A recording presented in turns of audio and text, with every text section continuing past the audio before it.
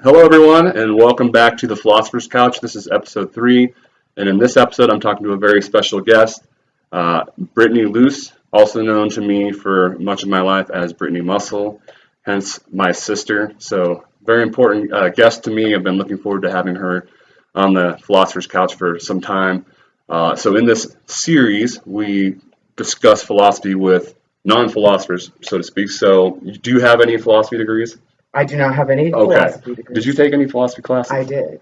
How many did you take? I Actually? took Intro to Philosophy and a seminar on Nietzsche. Oh, okay. I almost forgot about that with Flint. Yes. I'm getting way ahead of myself. Actually, that's one of the things we're going to get into is your background with philosophy. So we'll say more about that here in a moment. But in general, you don't have any significant academic experience. Not in that field, absolutely not. All right. You've had your fair share of discussions with me, of course, but other than that, you're not a philosopher per se. But we'll get into then, what your thoughts are with respect to philosophy. First, we'll start with an introduction, who you are. We know a little bit about you already. You're my sister, but who are you? What do you do? All that fun stuff, intro stuff. But then we'll get into your philosophy background a little bit more. Elaborate on those classes that you took, maybe what it was like having those discussions with me throughout the years. I'm sure that was interesting to say the least. And get into some questions that are tailored towards you as well. Okay. You have obviously a very unique perspective, having grown up with me, and I'm curious. Actually, I'm kind of looking forward to hearing your responses with respect to what it was like growing up with someone so analytical. Of course, you probably had two people that you might say that are super analytical, including our dad. But then we'll get into also some of the big questions. So one of the things I want to mention is that she doesn't really have any idea what's coming, other than this has something to do with philosophy. So yes, and a couch. And a couch, right? Speaking of the couch, so as been a recurring theme for the series, where are we? Colorado. Colorado, specifically Fair Play. So the first two episodes were also in Colorado. Here that we are, so that one was Breckenridge was episode 1, I believe, and then Twin Lakes was episode 2, and here we're slightly out of Fair Play, but actually we went straight up when we got out of Fair Play. Yeah. So Fair Play I want to say is like 9,900 feet, and we went up probably another 1,200. We're 11,000 plus. So it's been interesting sort of getting acclimated to this altitude. This is for sure the highest I've ever stayed. It's high. Yeah, it's hard to catch your breath. It's hard to get a deep breath. Nausea. Right. Yeah. A host of little symptoms. There are 9 of us here, and almost everyone has experienced some sort of symptoms. And I've come here regularly, and I'm still like every once in a while trying to catch my breath. But anyway, so yeah, we're in Colorado. I hiked Pikes Peak a couple days ago, and now I'm bright red as a result, even though I did put on sunscreen. But anyway, so enjoying the mountains, or at least I am. Are you enjoying? We are. Yes. Beautiful cabin. Been great spending time with family. And then we get the opportunity to do this as well. So that was a little bit of context where we're at. And it's interesting. So the Philosopher's Couch, it always moves, right? It's somewhere different. And so again, we are a little bit outside of Fair Play in an awesome cabin, way up high, almost to the tree line, I'd say. But let's go ahead and then dive in. So again, thanks, Britt, for taking a spot on the couch. I do have a greater appreciation, having gone through some of these episodes, again, just how you're put on the spot. You really don't know what's coming, and so it can be hard to think about some of the stuff on the fly. So again, thank you for that. I was dreaming philosophically last night, so I'm prepared. Okay, so you sort of prepped yourself? Yes. Okay. I made sure I had philosophical dreams. Okay, so just to nice. But that's all the prep you've done. So no degrees in philosophy, none of that stuff. Okay, so let's go ahead and move on rather, and talk a little bit about you. So who are you? Where are you from? I'll go ahead and let you. Okay, so I am Brittany Luce. As Brad said, I am his sister. Used to be Brittany Musil. My husband and I and our son live in Pleasanton, Nebraska, which is like a very, very small town, a little bit north of where Brad and I grew up in Kearney. So that's where I live now. And then I don't know, what did you say? Like, what do I do? And yeah, well, that's actually coming next. A question I hate, but kind of just sort of it gives us some context in terms of what your everyday life might be like, and some perspective, so to speak. So yeah, what you do, what are your sort of general interests or hobbies? Anything that you want to sort of present in terms of painting a picture of who you are. Okay, so what I do for work is dealing in like antiques and collectibles. So there's my degree is in history, and I have a master's in Soviet history as well. And I sort of focus on the historical aspects of collectibles that we get. Interesting. So a lot of business involved as well, You which mix that in. I guess I didn't realize that. yeah, we do with foreign stuff. A lot of foreign coins and things like that we get that I have some background in. So, and it keeps me learning history too, which I love. So that was actually one of the segments is going to be like questions geared towards you, and so I was going to pick up on the sort of history you've had with history, right, and how that's been pretty important to you, and maybe getting into if at all that's affected maybe some of your philosophical views. But it does. Yeah, for sure. But so you said hobbies, things like general interest. Yeah. So I read a lot. That's one of the Brit-oriented questions as well. All kinds of things. So from history to biographies to right now I'm on this like year-long spurt of just reading contemporary suspense novels, which I never used to do. For the longest period of my life, I would read nothing but I wouldn't read any fiction unless it was like a classic. I go in spurts too. Like I'll go a long, long time just nonfiction, and then I'll get in like that Stephen King, kick where it's just you read him. You read that for a long time. Yeah. For about a year, I was reading him pretty obsessively. Yeah. I do that. Yeah. So I've been doing the fiction stuff for like a year, but I've been introducing some historical stuff back into it. So when you just finished, what was it? There was an Ian Kershaw book on 20th century. The largest European 20th century figures that changed history. Okay, well that's not the one I was referring. How many books did you just finish? The one that you were saying I read a lot. The one that you were saying that I could read. Oh, that was by John Douglas. It's like a criminal. The FBI guy that's behind Mindhunter. Okay, right. And so Mindhunter was his first big, I think, success of a book, and then they made it into a TV series. But he has written a ton of other books, and I just finished one of those. It's called The Killer Across the Table, and it profiled 4 different killers that he would go and do profiling. Like they learned how to do FBI profiling by going and visiting these people and learning why they did what they did, etc. So that's another one I just finished. Yeah, that's the one I said to you. Okay, yeah. And then I just finished another one about an hour ago. What was that one? That was a Jonathan Kellerman novel. He's pretty famous. Yeah. The suspense fiction. So all you've been doing on this trip is reading? No. I took a bath yesterday. Like 3 books. No, that was before the trip. Bath in as well, but you probably had a book in the bath. I did a puzzle. Okay. I did have a book in the bath. It was a magazine though. It was Most Mysterious Places in the World by National Geographic. That sounds intriguing. It's very good. Yeah. So you probably squeeze some sleep in there, maybe. I do sleep occasionally. I took a nap yesterday too. Okay. So anyway, I do a lot of reading. I do a lot of exercise. Play with my son. Play with our dogs. I like to take walks. Puzzles. That was another one. I just mentioned we're doing puzzles here. I love doing puzzles. That's one that's interesting to me because Mom is really into puzzles as well, and I've never had the puzzle itch. I don't know what it is. It's just it's one of those things where I think you're either kind of really into them or you're not. Or you just don't care for them. Yeah, kind of polarizing. But I didn't get that. But you two, it's like it's been that way for forever, right? Yeah. Last year when I couldn't do anything, I would do puzzles. I mean, I would do a 500-piece puzzle and finish it in like 2 to 3 hours. Because I just did so many of them. How many did you get done? I don't know. I mean, and then after my last surgery, I stopped for a long time. Well, do you want to get into that at all? So that's been actually pretty significant as of recently, right? Very traumatic experience, and that has affected probably what a lot of my answers are going to be as well. Right, and I picked up on that as well. So I didn't know how much you wanted to get into that. It's okay. Yeah, so I'll just basically the last 3 years or so, I had some pretty serious neck and shoulder issues, leading to ultimately 4 neck surgeries, 3 of which were in 2022. So basically for the entirety of last year, I was non-functioning on like a work level, or it was very difficult time. And then finally in November, I had a surgery that seemed to alleviate one of my main problems. So since then, it's a healing process, and doctors say it's going to take year plus to heal from that. I mean, that's a lot of trauma to your neck. So it's affected my life a lot in the last How many total surgeries? 4 And in about a year and a half.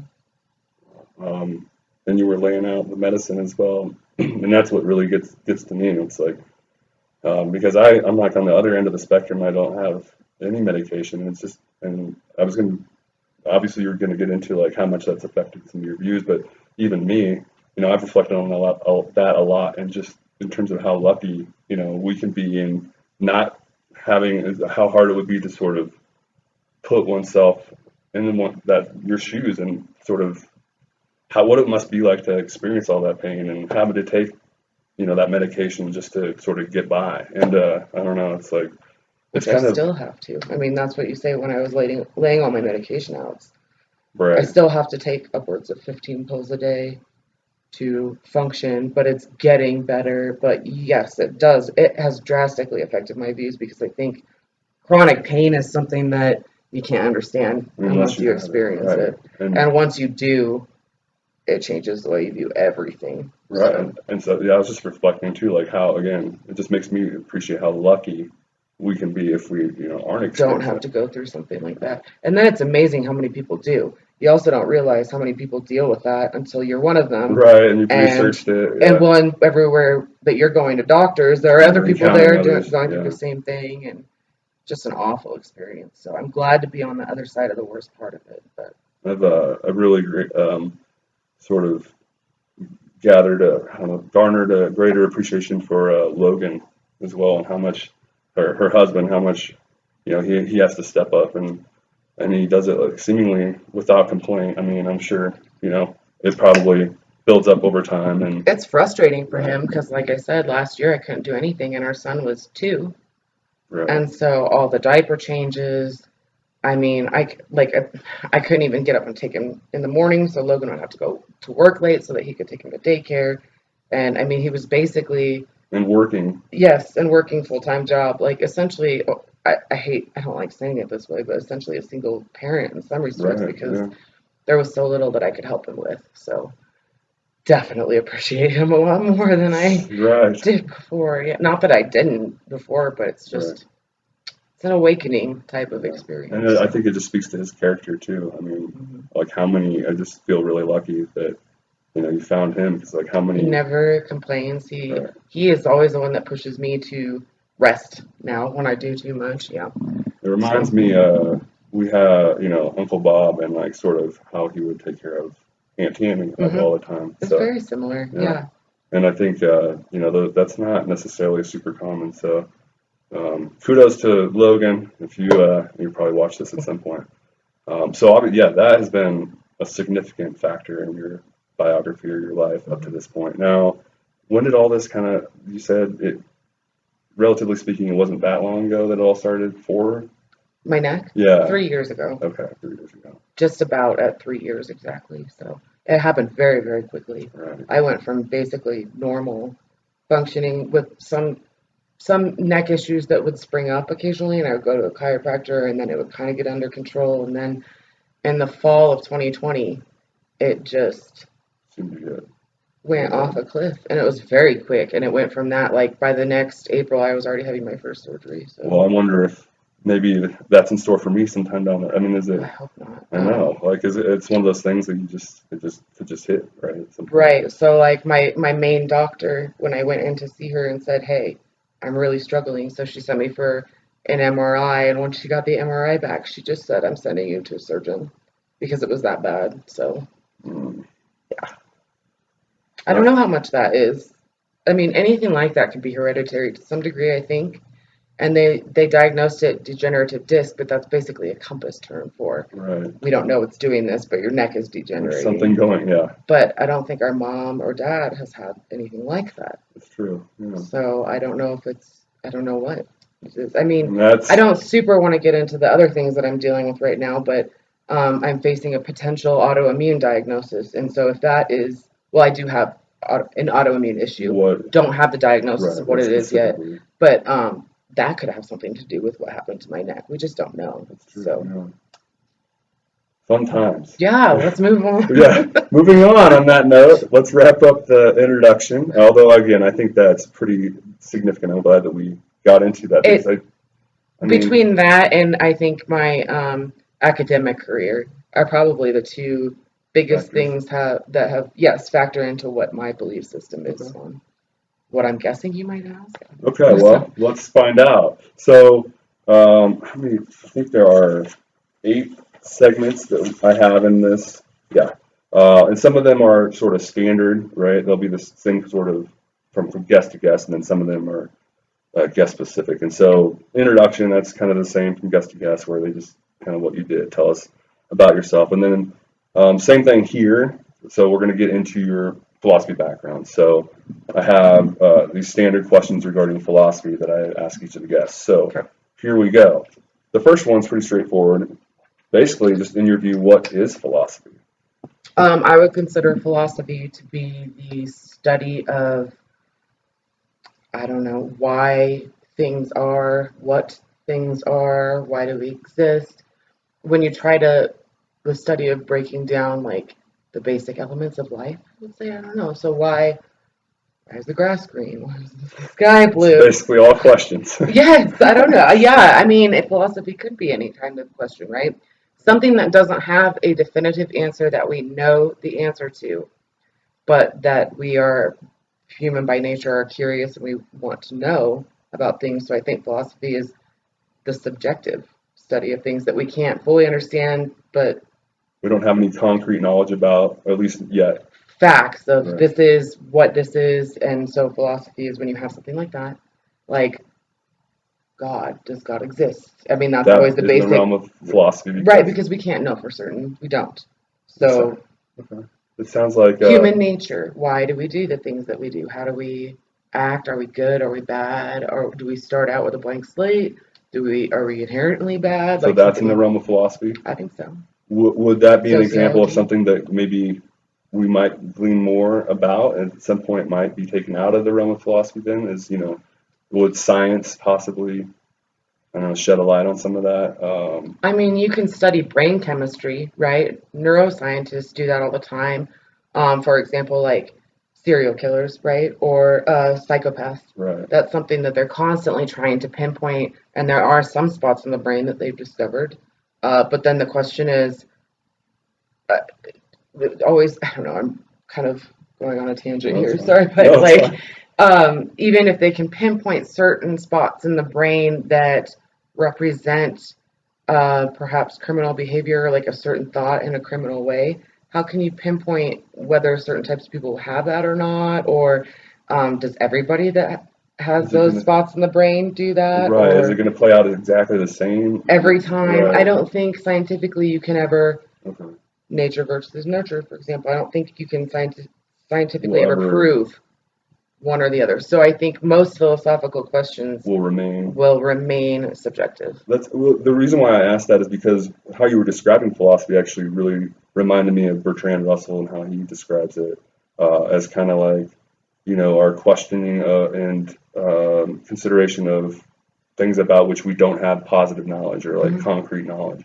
And a lot of disciplines sort of start in this philosophical realm, right? But then as we progress and science might shed light on certain things, like psychology started, it Mhm. was rooted in philosophy, but then became sort of its own scientific discipline as we became more familiar with, I guess, concrete knowledge, if you will, about the discipline. So he says then over time, then it became less philosophical, right?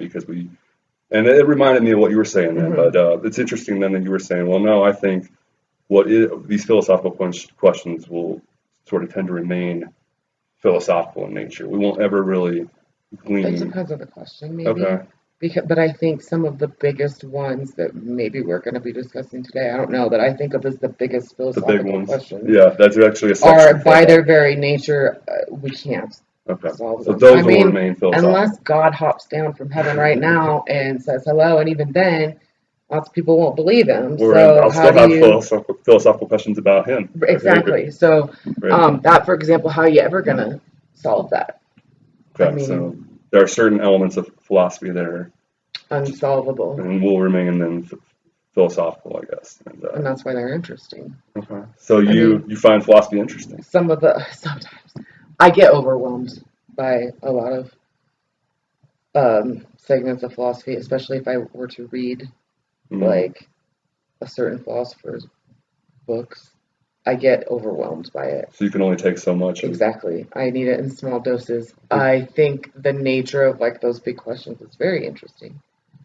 And I've changed my mind on what I think about them. Okay. A lot. So we're getting into sort of your opinion. Actually, then that was one of the things I was going to ask about. So granted, that's what you kind of think of as being philosophy. Then one of the things I was going to ask is, what do you think of it? And it sounds like you find it intriguing. I do.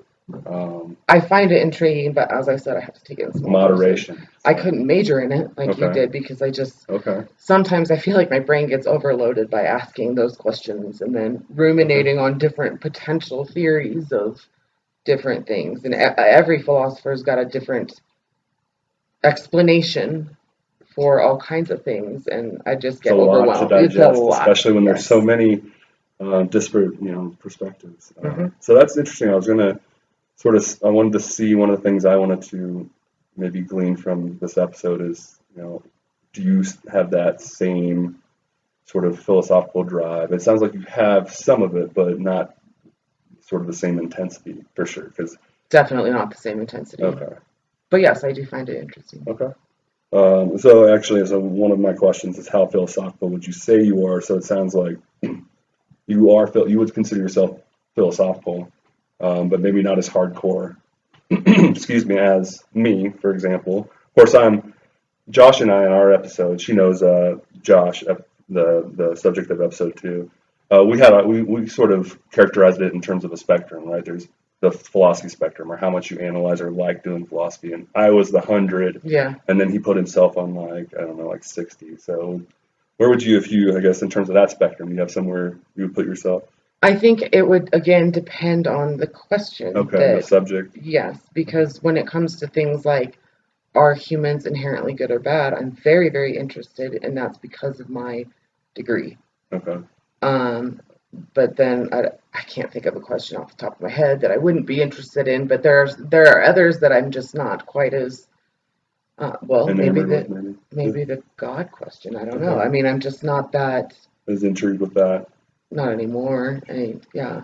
Yeah, and I could see that, right? After you mull over certain issues, I mean, there's only, what are you going to get after doing it so much, right? Right. That's a fair point, I think. Okay, so depends on, so you want to say, I don't have a certain number because it totally... Oh, okay, so if we're going to say a number, maybe in general. I mean, I think pretty close to what Josh said, maybe 60-ish. Okay. And I think this is the last, no, a couple more here. You might actually have a better response to this than some of the other people I get on the Philosopher's Couch. Who's your favorite philosopher of all time? Nietzsche. Okay, because I was going to have in parentheses then, or can you, because some people don't have a favorite, right? Can you at least name a philosopher, right? You have a favorite. I do. That's interesting. Nietzsche. Yes. I didn't know. I knew you enjoyed the class. I knew you liked Nietzsche, but I didn't know to this degree. And he's one that I certainly... Well, he's very, nihilistic, right? Well, I mean, I guess in some sense he said his project was to combat nihilism, but he's oftentimes brought up as being a nihilist. So I think that he is. Right. Yeah, I just like to be careful there because he talks a lot about nihilism in himself, like, the denial. It's not his goal to be that, but he comes across that way. Right. Is what basically. Well, and I think there's kind of like different conceptions of nihilism, maybe, and what he means by it, right, is one thing, and then what we mean when we, or what people in general, when they think of him as a nihilist, right? It's a subjective definition. I mean, right, because when he says nihilism, it's just, or when he's combating nihilism, is the denial of life and embracing earthly life for what it is, right? Mm-hmm. Like supernatural religions taking our attention away from this earthly life. For him, that's what nihilism is, and you probably glean that from, reading all of it. Whereas, when people call him a nihilist, they probably mean like he has no moral theory, right? He's a moral skeptic in that, right? I guess that's what I... When you were mentioning it as a nihilist, that's kind of the thing you had in mind, right? That is what I'm thinking of. Well, basically, I would consider nihilism, let's say nihilism. Oh, no, I Nihilism. think it's either one. Okay. Yeah. Well, you're the philosopher, Well, I've always so said nihilism, but yeah, I think it's either. I would consider both of those definitions to be nihilism. But Yeah, yes, yeah. what I I think it's important to flesh them out and and be say that clear when we're this is using not what he's trying to right, do. But yes, I do think that he comes across as very, what you would say, like amoral. right, right. I've always been very, very interested So by you his Uber. appreciated that? Yeah, I do. Okay. Yeah, and by the Ubermensch. I mean, everyone finds that interesting, right? Right. It's And an it's a subject of interesting, a lot of interpretation. right? So what is there something about that you liked in particular? So it's in general, or how would you even describe his idea of the Ubermensch or the Superman or Okay, so essentially, I mean, and since I read this tract, it has literally been probably 15 oh yeah, years. yeah, So, fair enough, for sure.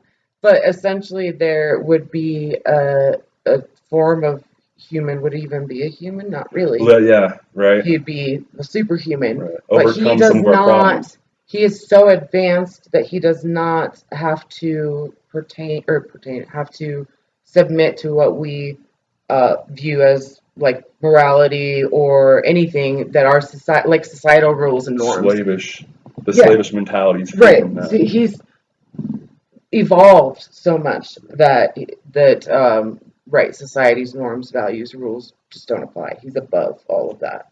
Right. That's right.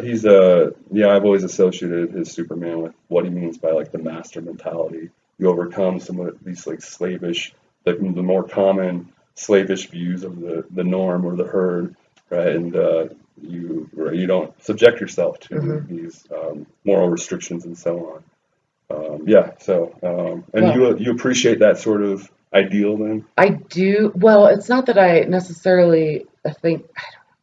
I find the Ubermensch theory particularly interesting because of the way it's been applied in history and in criminality in history, Yeah, or in all types of horrible events that have gone right, on in right. history. And So how it's been anybody interpreted can and take that misinterpreted. theory, yes, and say, hey, this means I don't have to do anything. And for me, that makes Right. it so it's not necessarily that I even believe it or don't believe it or anything. It's more that I find it very interesting how people have used It's it, been impactful. Yeah. yes, in the past. Okay. So Although I do, well, I tend to agree. So you were saying that the nihilism is informed. How did you describe his again? well, what he means by when he basically describes it as his philosophical project is to combat, right, this tendency that's pretty much the norm, right? We're almost all of us are slaves, right? We can't handle the danger and the pain and suffering of life, and so we create these illusions and we don't embrace earthly life for what it is, and that's what he means by nihilism. And so he tries to combat that, right, with life affirmation and embracing earthly life in its entirety and realizing that pain and suffering is going to be part of what life is, and that it doesn't need some sort of ulterior explanation like God or something like that to sort of justify But then what that it is. is nihilism, right? Because then you Focusing don't. on the earthly and Well, I mean, he would call that life affirmation and embracing, the earthly life, and he would contrast that with what nihilism is. fatalistic, sort of. But I could see why you would say, well, isn't that because what he ends up doing is then discarding all these other moral theories and so on. And so, in that sense, Exactly. right, right, you could say that but it's just weird because I mean, he uses the term and the concept all the time, and he means something completely different. I Hmm. mean, he would be like, you know, I think he would have problems He would being cringe. identified. Yeah, he would want you to clearly lay out what you mean by describing him as a nihilist. But I think we clarified what's going on there, and I think it's consistent, right? That part of combating nihilism, in his sense, right, is becoming a nihilist, right, and In a discarding all different, this, right, in that different sense, and right. discarding all these slavish theories and doing what you want and what you desire. Okay, last question of this second segment. Are there any particular questions or areas of philosophy that interest you the most? And you kind of were sort of hinting at some of these. Yeah. Okay. Let me think here. So most of the time, as I said, when I find aspects of philosophy interesting, it's because they apply to things that I've studied. and I should Some have sort of mentioned, application then. yes, I should have mentioned originally. So I have my master's in Soviet history, but I also did a ton of research on the Eastern European Holocaust, and that is between that and early Soviet history. I mean, you can't, You've done a lot of travel too. yeah, Really. Something else lots I'll seen a bring lot up. of different cultures, and but a lot of the so when I look at different aspects of philosophy that would interest me, it would be the types of things where you ask again, are people inherently good? Is everyone capable of evil? If certain circumstances. Mm-hmm. That's my single biggest question that I reflect on and have Kind an of human opinion on. nature. Yes, Okay. human, any aspect of human nature in general, why we do the things we do. Do Our certain people do motivations and things that other people would never do, or is anybody capable of absolutely anything in the right circumstances? I'm not surprised that you're interested in that because all the true crime stuff that you're interested in as well. Sort of the psychological factors at play there, and Right. Well, the biggest part of that for me is when you talk about the Holocaust and a lot of the people that were involved in as perpetrators and mm, how they were very, very ordinary people. And if you who take them out of the context of what's happening, they would never have done the things that they did. And so then you have to ask, okay, are these people evil, right or or we is this, yeah, or is anybody capable right of would I this actually do the same thing if if you were in the put in same a situation? So, and I've had to address that question over and over and over. And the same with Soviet history. If you talk about the purges and people denouncing each other left and right, and you could sit there and say, I would never do that. I would mm, never turn over my brother to the right, KGB and say that he was, an alienist or whatever. But do you really know? Because we haven't lived through the purges. right, you haven't We actually haven't been there. had to live with that type of fear constantly. Right. So how do we know what we would do? Yeah. So those two things kind of, I mean, it's the purges, it's the famine, it's the Holocaust, all of Okay. it. So, Yeah. So sort of human nature in general and big sort of time. the psychological factors at play. And okay, Mhm. interesting. All right, let's transition then into you hinted at this, kind of suspected that some of these big questions were coming. So yes, part three, the big questions. So these are the same questions I ask each guest. There are obviously no right or wrong answers here. Now, one thing I have learned, having done this a couple times, is that it's easy to say, I don't know, right? Ultimately. Try So, not to say, I don't right, know. right. So if you had to place a bet, so to speak, Okay. right, when it comes to some of this. I'm going to take another drink before we. Sure. So the first question would be then, and this is the one that started it all for me, so I like to start with this one, and that's why is there something and not nothing? And I would say, why does it matter? That's not saying I don't know. So that's what I say when I get a little overwhelmed with some parts of it. That's the kind of question that for me, I can think about it, right, for hours, and Right. I can go through all kinds of different theories about why there is or is there something and not nothing. I Maybe mean, that's weren't we just talking presumptuous. about this? We've talked about this often of like, is everything that I think is real and is existing, is it all in my head?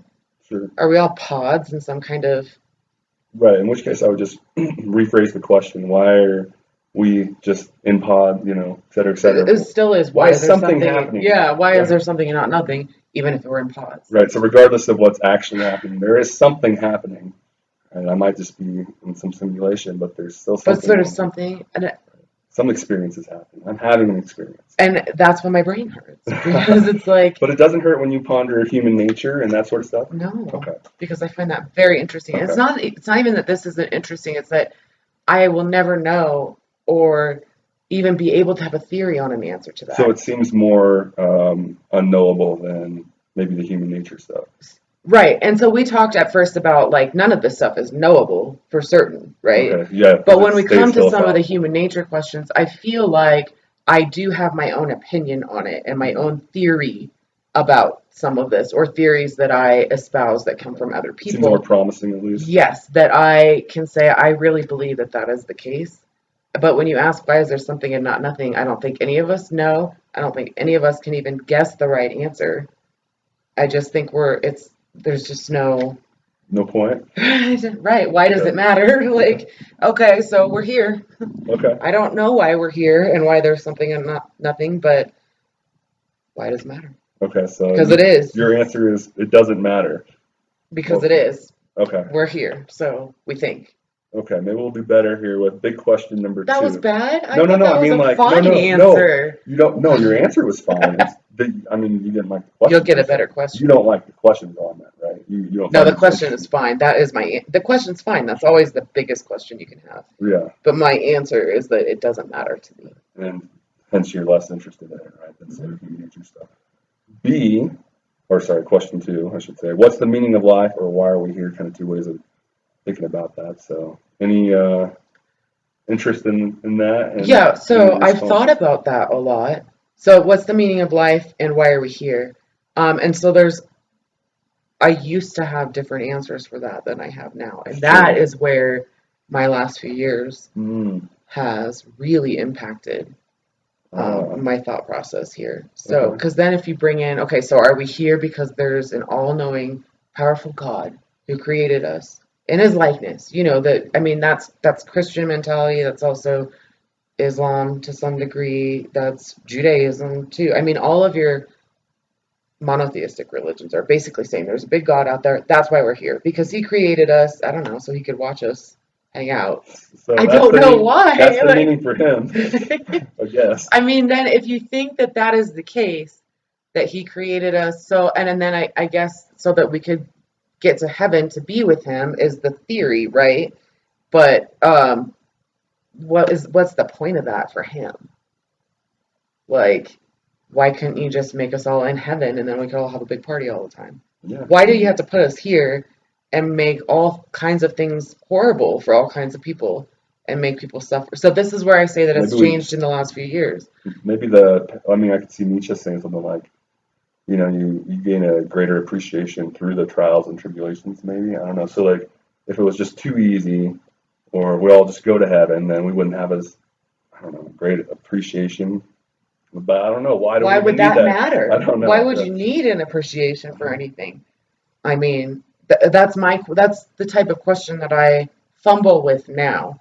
So I used to have more of a belief in a higher power. Okay, what you were Um, just talking about? yes. Okay. And now that's my thought on it is I can't understand, and this is where the last few years has come into play for me personally, because I can't understand why a God would create a group of people and just make their lives miserable. What's kind of like the problem of evil in general? I mean, in some sense, Why right? does it exist? Yeah. Like, Right. why do some people lose children? Why do people die in war? Like, why did World War II happen? Why did any of this happen? Why do anything painful things have to happen if there's supposed to be this wonderful, gracious God up above? Sure. So then that leaves me, and it's hard for me having lived with chronic pain for a number of years. You go, I don't understand why any God would make this Right. happen to me. I don't deserve this. Right. Like, what did I do to deserve this? Nothing. So, I mean, so it makes it harder for me to answer that question because what I would have answered before is like, I don't know, biology now. Like, we're Well, I here was gonna because we say, evolved like, from. I was gonna say because it seems like you're approaching this question right with either a religious or a non-religious, right? Which is how most people approach Yeah, it, I think right? that's fair. But is there maybe can we answer the question though without needing, I guess, or are there alternate, Answers yeah, to are it? there other ways to find meaning in life without having to have recourse on a God or I don't know. Well, so that's more of the second part, the why are we here, right? Because if you are religious, then you have an answer for that. And if you aren't, then you have to come up with a different answer for that, which is what you're talking about. Okay, yeah, Can right, we find a different reason that we're here and the meaning of life that right, doesn't involve a God somehow? And I don't know, that's when I go to what I would have considered Nietzsche's philosophy of like, it's not about what comes next, it's about I don't know, maybe we're here to learn something. I don't know.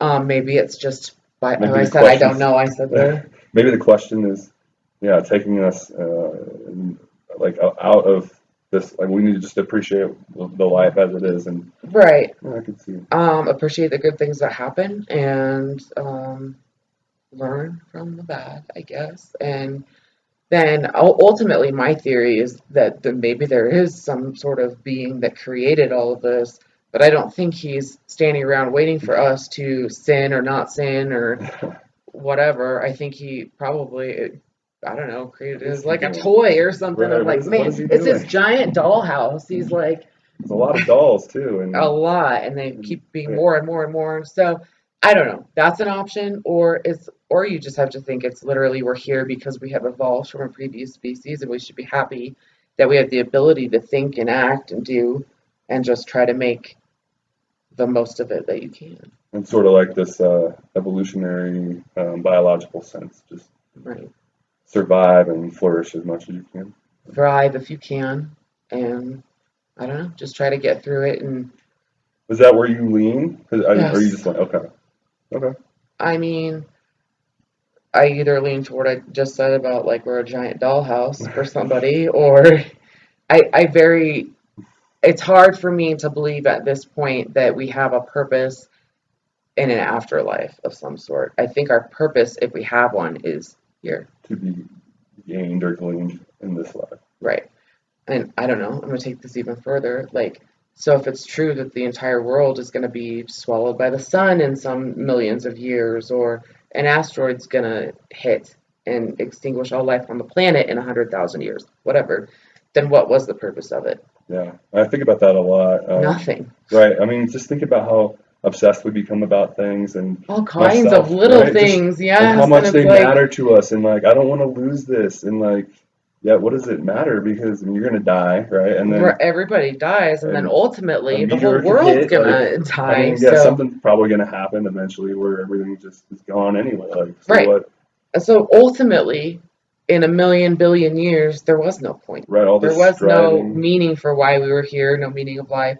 So all you can do is take what you have now and just enjoy and appreciate it. And that's the meaning of your life. I like So, it. Get it now. Well, it's possible. well, yeah, I mean, Okay. Question three of the big questions. Does morality exist and how do we figure it out? So, is there a proper way to behave? Right? Does morality exist? And provided you want to say yes, maybe you don't, but provided you want to say yes, well, then how do we go about figuring out that proper way to behave? I think morality is a construct. Okay. So this is where I get fuzzy on specific philosophers whose I don't know whose theory Well, this would have Hobbes, been. probably like the Yes, moral conventionalism. yes, Okay. that's exactly what I'm talking about. I strongly believe that. So, in order to live in a functioning society, so humans need one another to survive.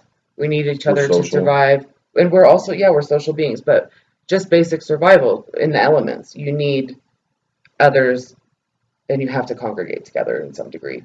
So, but in order to do that, you can't all just kill each other because then you're kind of defeating the point. So there has to be some sort of social contract, and with that And is that, the creation of that is where morality comes from, okay, in my so head. So insofar as morality exists, it's basically, because that's kind of what Hobbes is saying, is basically that sort of agreement hmm that we come together, the social contract that we come together and give our consent to. So right and wrong come to mean abiding by that or hmm not abiding by that. Right, the and former. whatever the particular society is might have different Okay, people have. I mean, especially if you're talking about prior to the last say 300 years, all kinds of different different. societies across the globe had all kinds of different moral constructs. So a little bit of And as moral long as relativism then. yes, and Yeah, as long as you're abiding by whichever one it is in the society in which you're living, then, and I do think that's important because I don't think a society can sustain itself if the members are not following some general the morality that agreements. has been set up by You it. really are. It's like maybe you're Hobbes' sister. I don't know. We need to. I The very time the strongly time is a believe little bit that. off, but So, and something that somebody does that would be considered completely amoral here might be totally fine somewhere else. It is and that's totally moral fine somewhere else. relativism. Yeah, the Right. idea that yes, there's a proper way to behave, and it's abiding by whatever the norms are of your particular culture, and those do vary hmm across. Norms vary across cultures. Therefore, there's no universal sense of morality. Right? It's Right. whatever I the. don't think there's any basical. That's a new word. There you go. I do not think there's any basic, real, factual morality.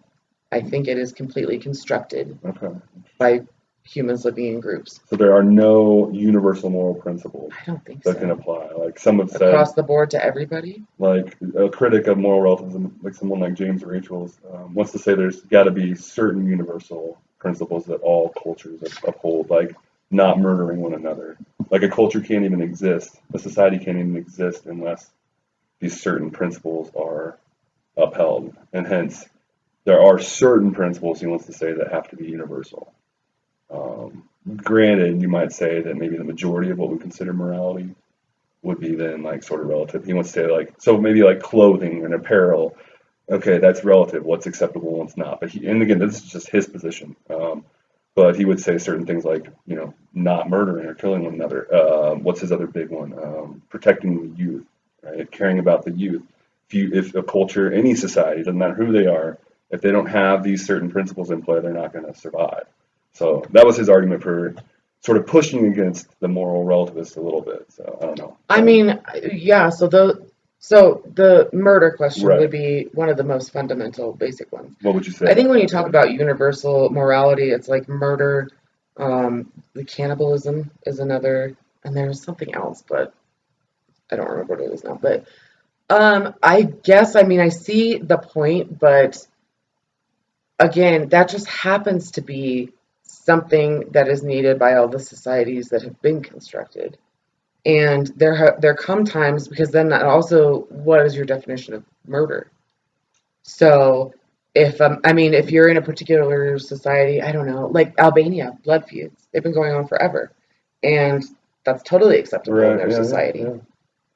So, but then if you go back to the original sin, quote unquote, of whatever somebody did to start this blood Right. feud, was that what we're talking about? That shouldn't have been, was that a murder? Is that Right. something?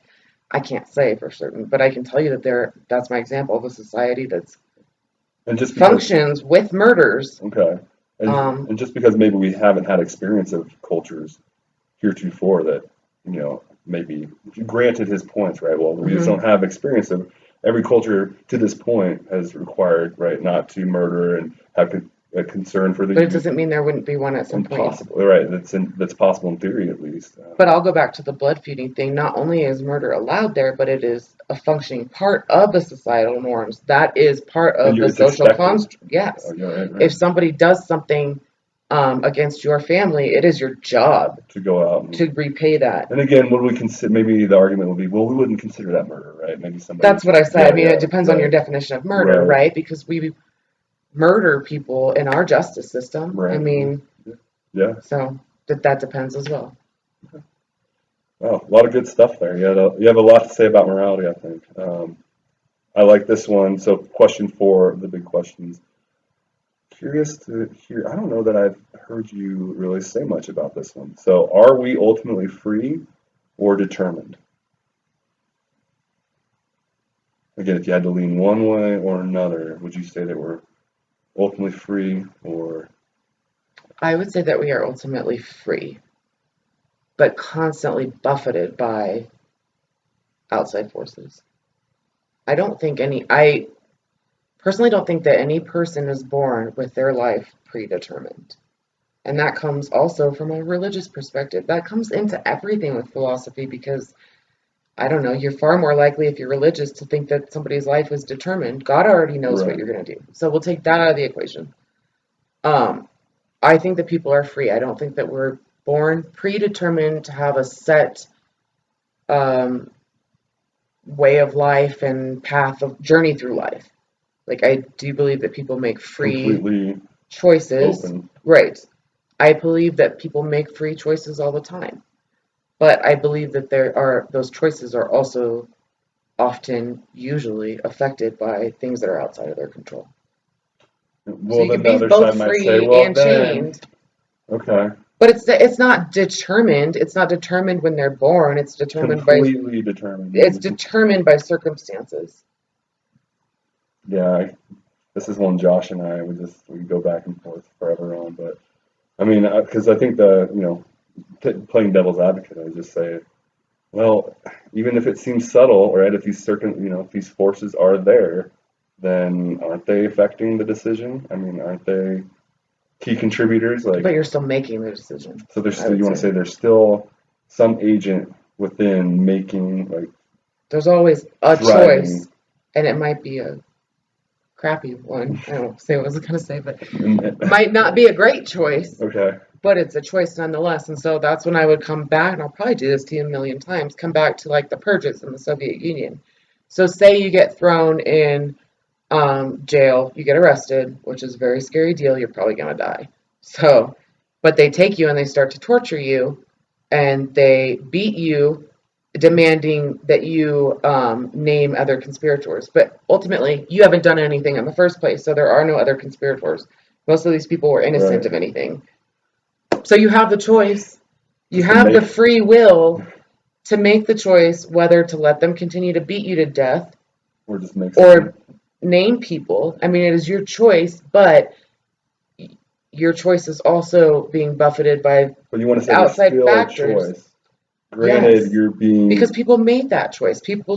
Most people then named others who also were not right, and doing then anything wrong. And that's how the system went. But there were people who refused to do that. And they died, right. but that's a choice. Okay, so granted, they're still being impacted by these other factors. They Exactly. are still the ones, you want to say, deciding whether or not to cave Hmm. or to stay strong, you might say. And Yes. oh, okay, I can see that. So you want to say, granted, there are these other factors, we're ultimately free. That's your response to big Yes. question number 4.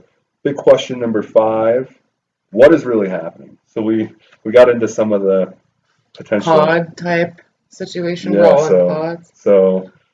granted there's a lot of options here. If you had to place your bet, what the heck is really going on here? That's another one that overwhelms me. So there's another example of a question that I just don't like to think too much about because I will never come close to having an answer. So I'll just say what I tend to believe. I tend to believe that we're all real and So everything I'm here really is, out here. yeah, Okay. we're really in You're existence. really outside my head. You Yes, really we're not in exist. each other's heads, although that's possible, who knows?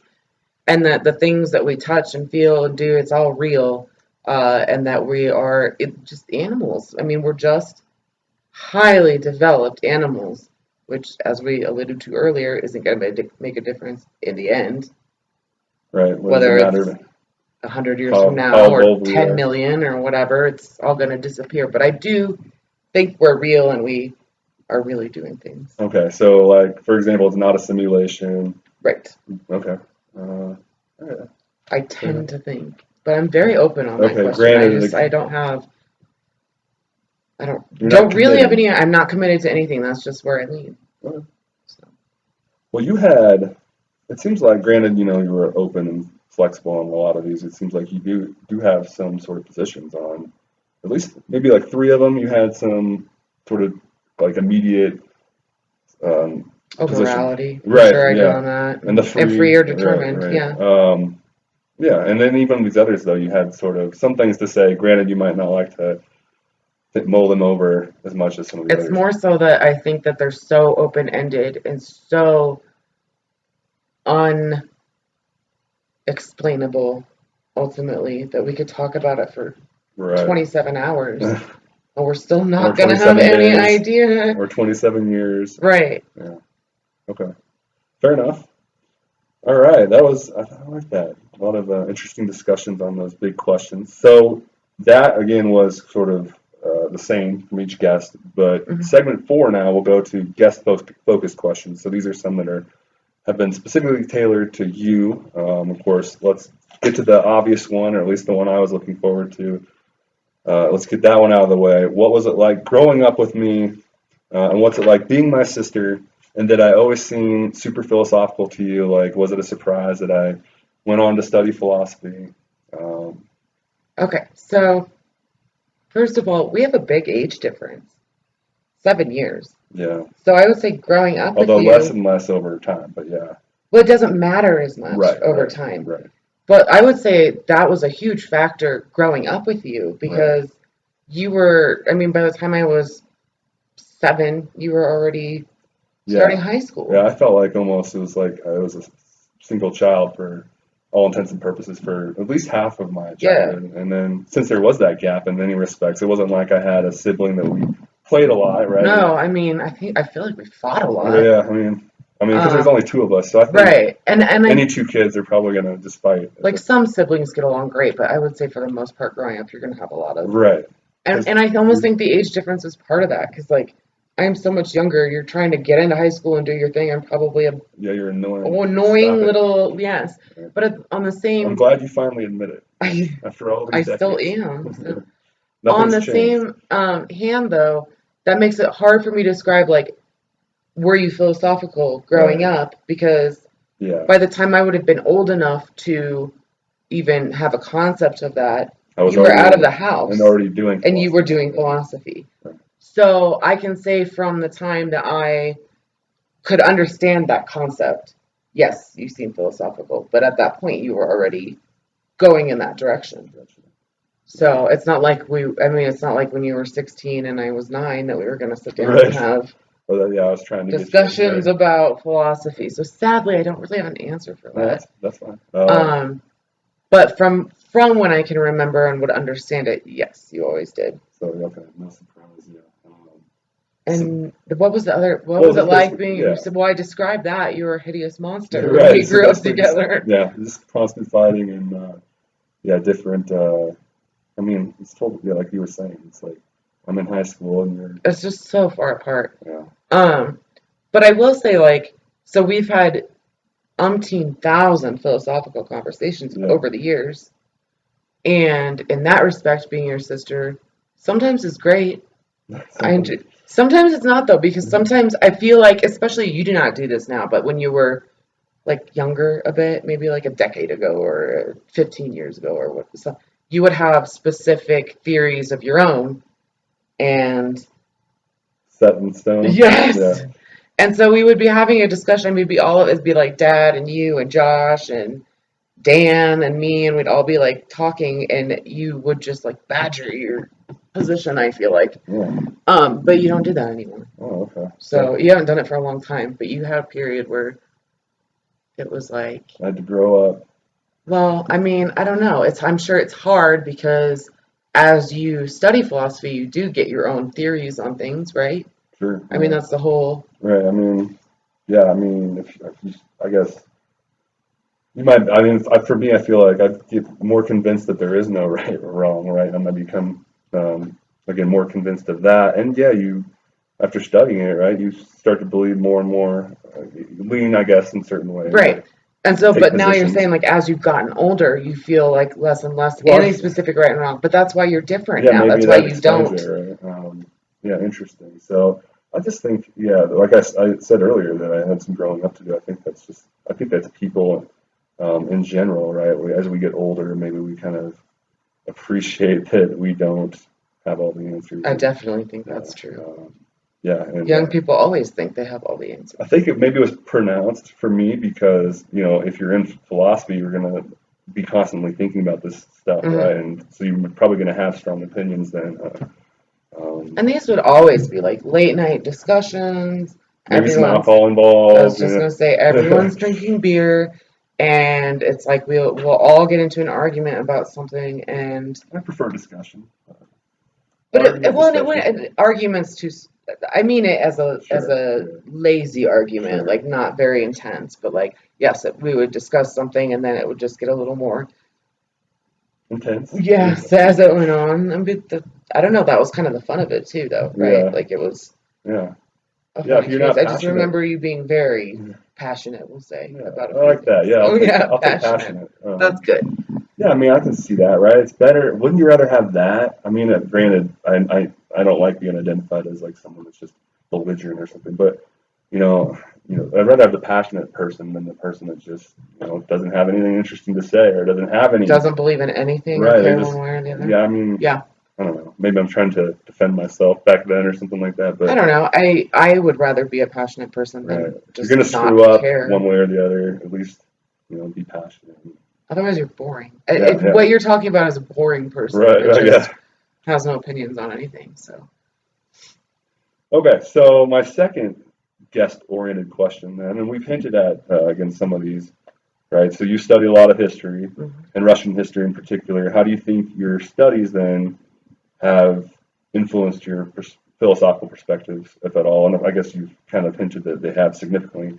And it's interesting that we've discovered here that you like the psychology and human nature questions, because as my specific example, I say here, for example, did you form certain views of human nature as a result of becoming familiar with, these various historical trends and so on? And that's yes, so absolutely studying Russian history, Soviet history in particular. It's a really discombobulated, um, kind of horrifying time period, because I would do the period between 1917 and basically Stalin's death, but It's so bleak. it's horrifying. And when you add to that my other area of study, which is the Holocaust, there's no way that What's you wrong with you? don't gain some perspective there and have some sort of theories Have about that human affect nature. you in some Right. way? And so, yes, absolutely, that it affects my opinion of human nature. And I kind of mentioned that earlier, this theory of like any human is capable of absolutely any action given the right circumstances. So do you believe that then? Absolutely. Yep. That's, Because I've just seen it so much. I've seen yeah. it so much.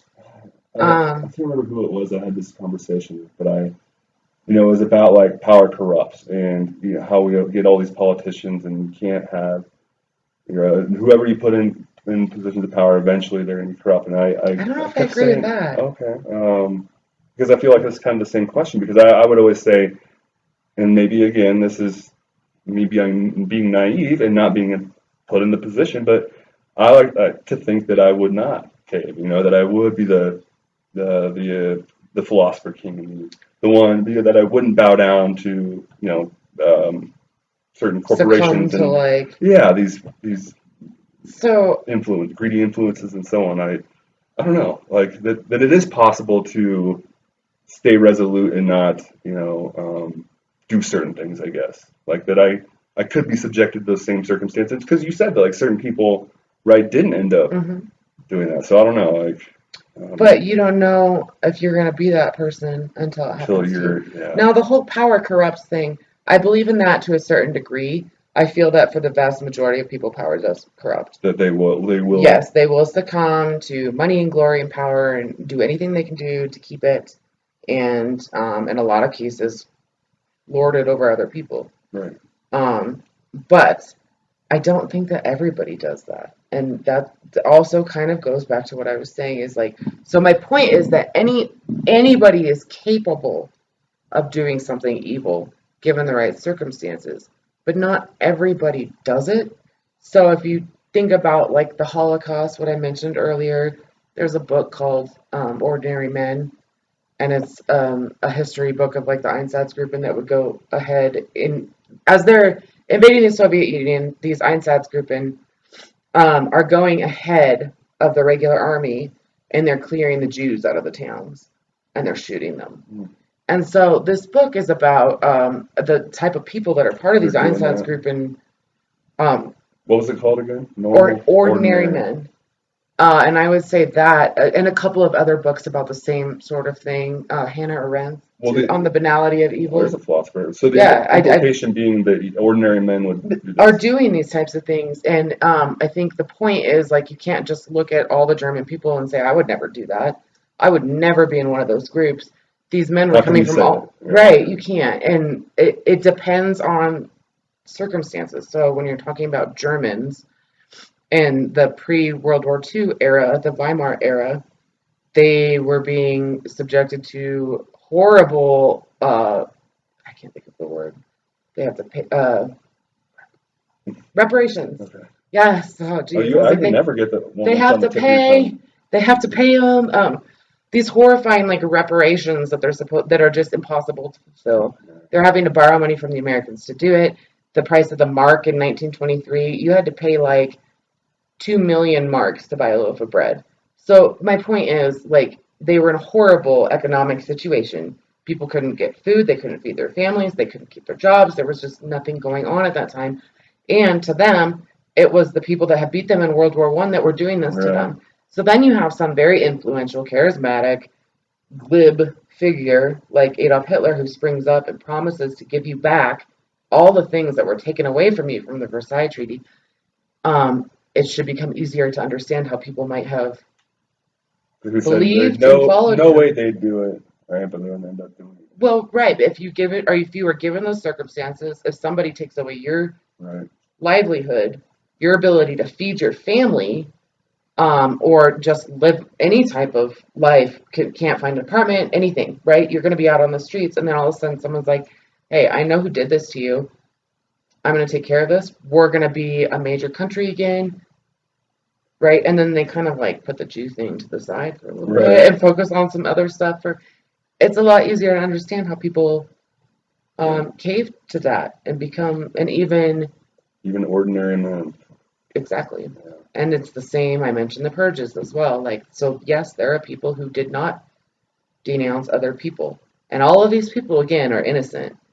And the Black Maria, that's the name of the car that would come up in the middle of the night to your house, and they'd come at 2 o'clock in the morning, and they'd drag you out of bed and take you to Lubyanka prison, and then they'd beat you senseless because they use torture all the time, right?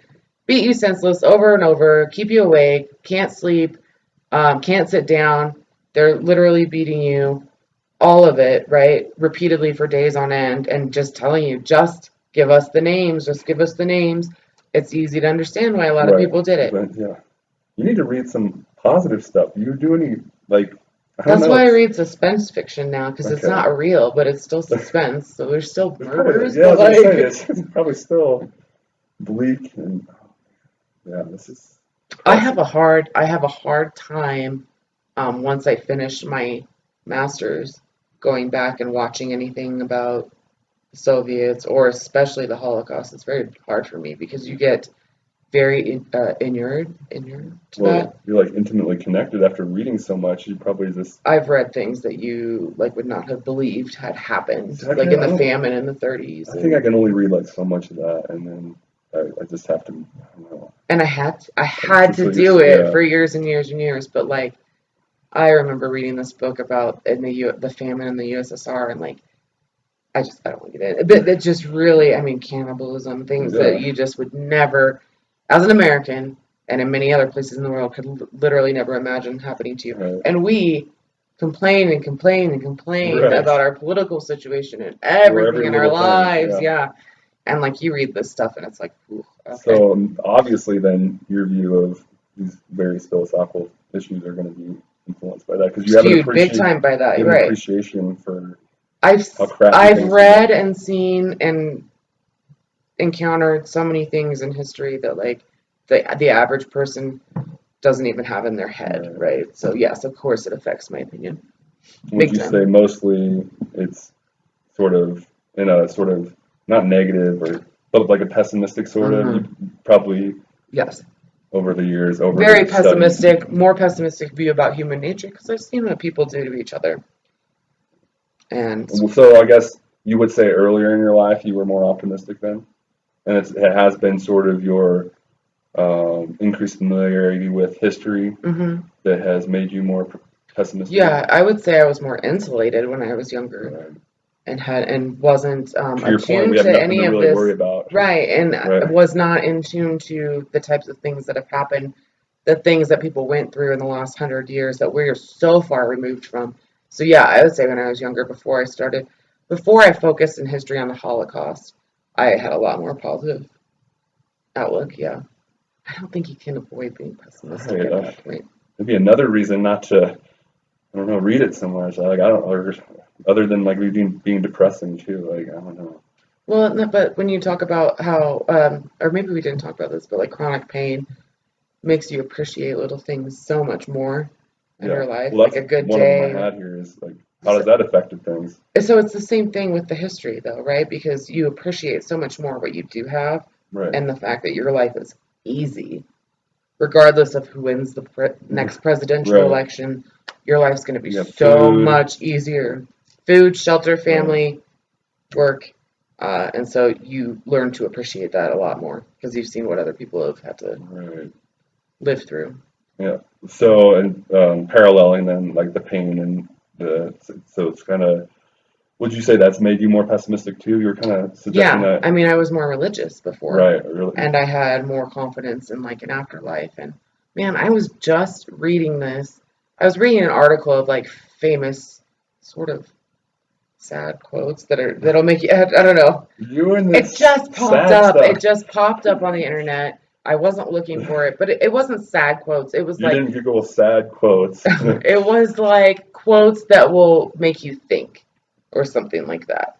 And not the world's most famous quotes. But anyway, one of them was it was scratched into the wall at a concentration camp, and it said, so they don't even know who the author was, but what was scratched there was, if there is a God, he must beg forgiveness from me. Mm, interesting. Yeah. And that has stuck with me for ever since I read it, which is months ago, because it really is like when you think of this is kind of what I was referencing earlier, when you think of people that have gone through something like that, Significant. Yeah. why would a God ever do that to somebody just to prove their loyalty? I mean, it is said that like this happen that we have trials and tribulations to prove our loyalty to him and our love for him Why and to though? Yeah. exactly like Yeah. why do you need to create someone who has to then do that? There's no point. Yeah. What, yeah. So if he does exist, he's just creating needless suffering. I mean, he's got to be an Yeah. Or we egomaniac. can't. At least we can't ascertain how it could be What beneficial or the meaningful. purpose of it Right. is. Like, what is the point of that if it is a God creating everything?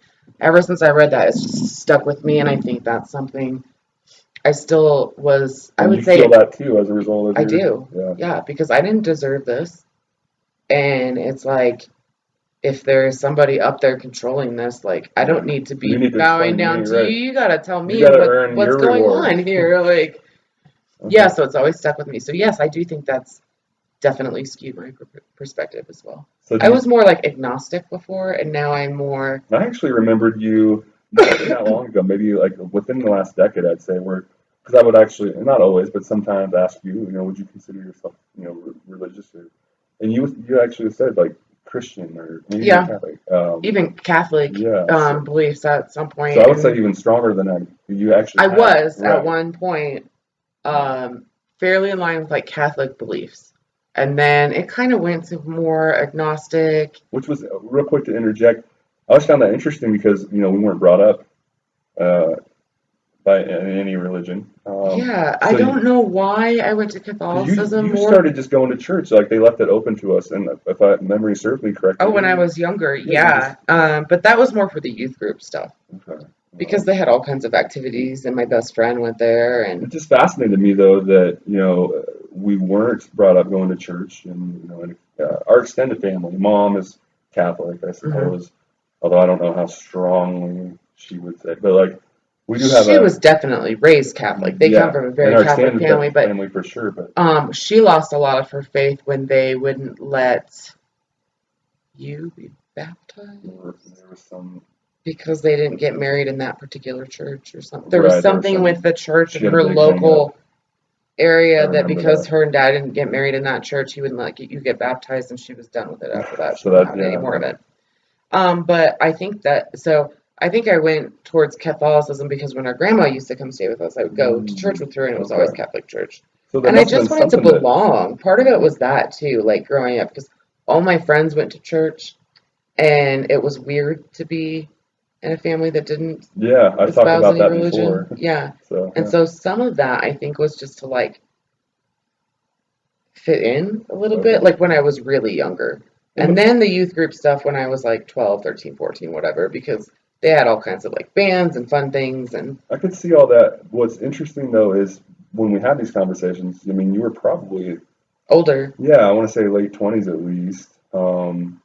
So, and at that point, if you were I saying don't think I was late 20s at that point. It would have been like but you weren't doing, mid, okay, maybe. but you weren't saying at that point, if you were labeling yourself as a Catholic, it wasn't to like fit in, right? No, So, I just, that was curious. Always curious to me that again that we weren't brought up in that, and yet you ended and yet up, I ended up, yeah, well, I think because I started that way it just kind of with that's grandma, and then, so then I just kind of went that way. But then it became just too obvious to me the ways in which the Catholic Church has totally, I don't want to go too far down that road. Like, it couldn't be a Catholic. I mean, because it just became too clear at some point historically how much they'd done. Yeah. How full of, you know, the church was in like medieval times and stuff. And so it's like, really, can they be that much different now? And I mean, if you talk about recent events, they're not. So, so I had to go a little away from that. And then I kind of questioned, well, do I really believe in a Christian God, or is it just something out there? So I sort of had an agnostic period. Then I had JB, and I really thought, yes, that's my son. He's 3 now. And so then I was really, Dad and I would talk about it, because Dad's like, you have to believe in something with this birth, like the whole process and what a miracle it is. He religious? Like, I mean, I don't know what. Last I knew he was Buddhist, but I don't same know. Here. That's the last time. But and it's true, like, it is a miracle. And I remember he does bring that up like a lot, like in terms of anytime I've ever heard him sort of say anything religious, it's always in the context of birth and how that's the miracle of life, and how you just take a zygote and make it a whole human, and how does that happen? And so then I was a little more into it again, and then, but it wasn't that long after that. It was a year after that this started. And by the middle of last year, I would say that I was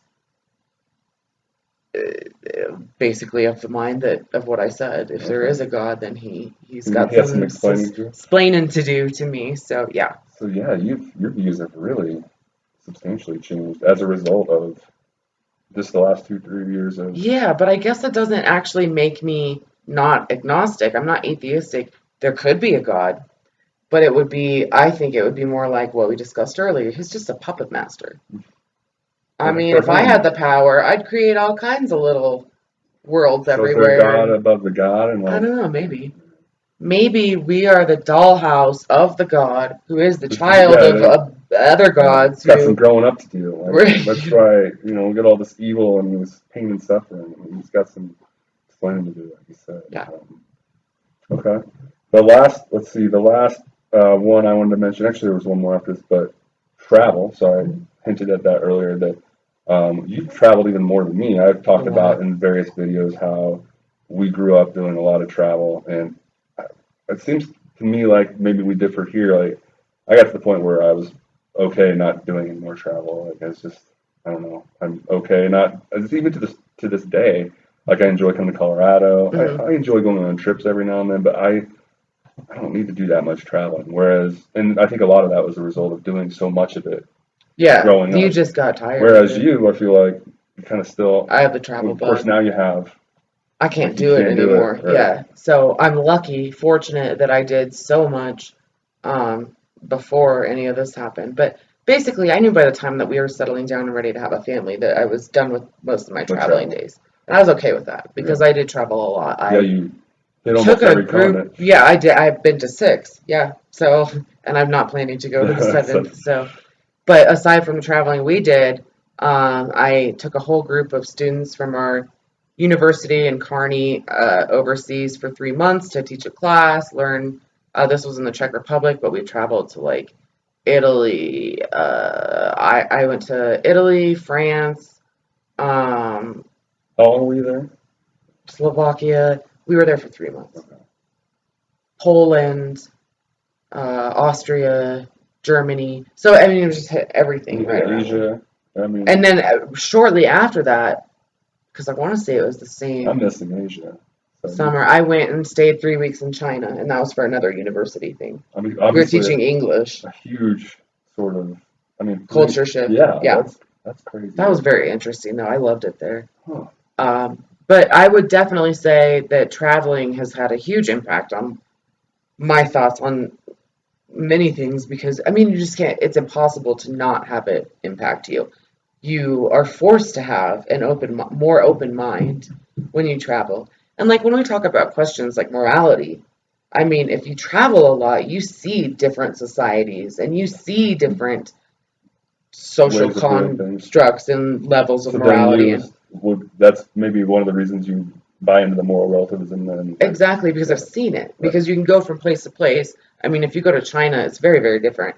So If somebody in China like murders somebody, they kill them. There's no question. It's done. Wow. Like they crack down on any violent crime. They crack down on it very harshly.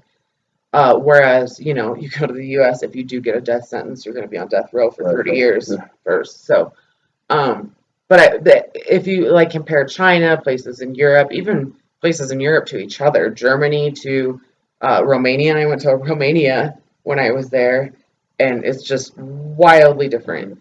Africa, obviously. Yeah. We didn't do much in South America, but still, we got to see.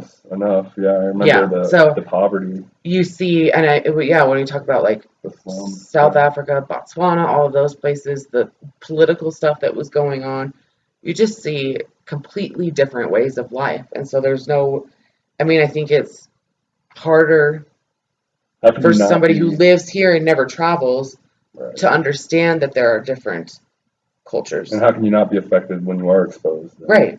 Because you just see it with your own eyes. Right. Yeah. Instead of hearing, well, different cultures are different, you're literally experiencing it. Right. It's harder to maybe turn a blind eye to maybe some of the suffering too that goes on. So a lot of factors here: your history, your travel, your recent pain, and all these have, you would probably say, significantly.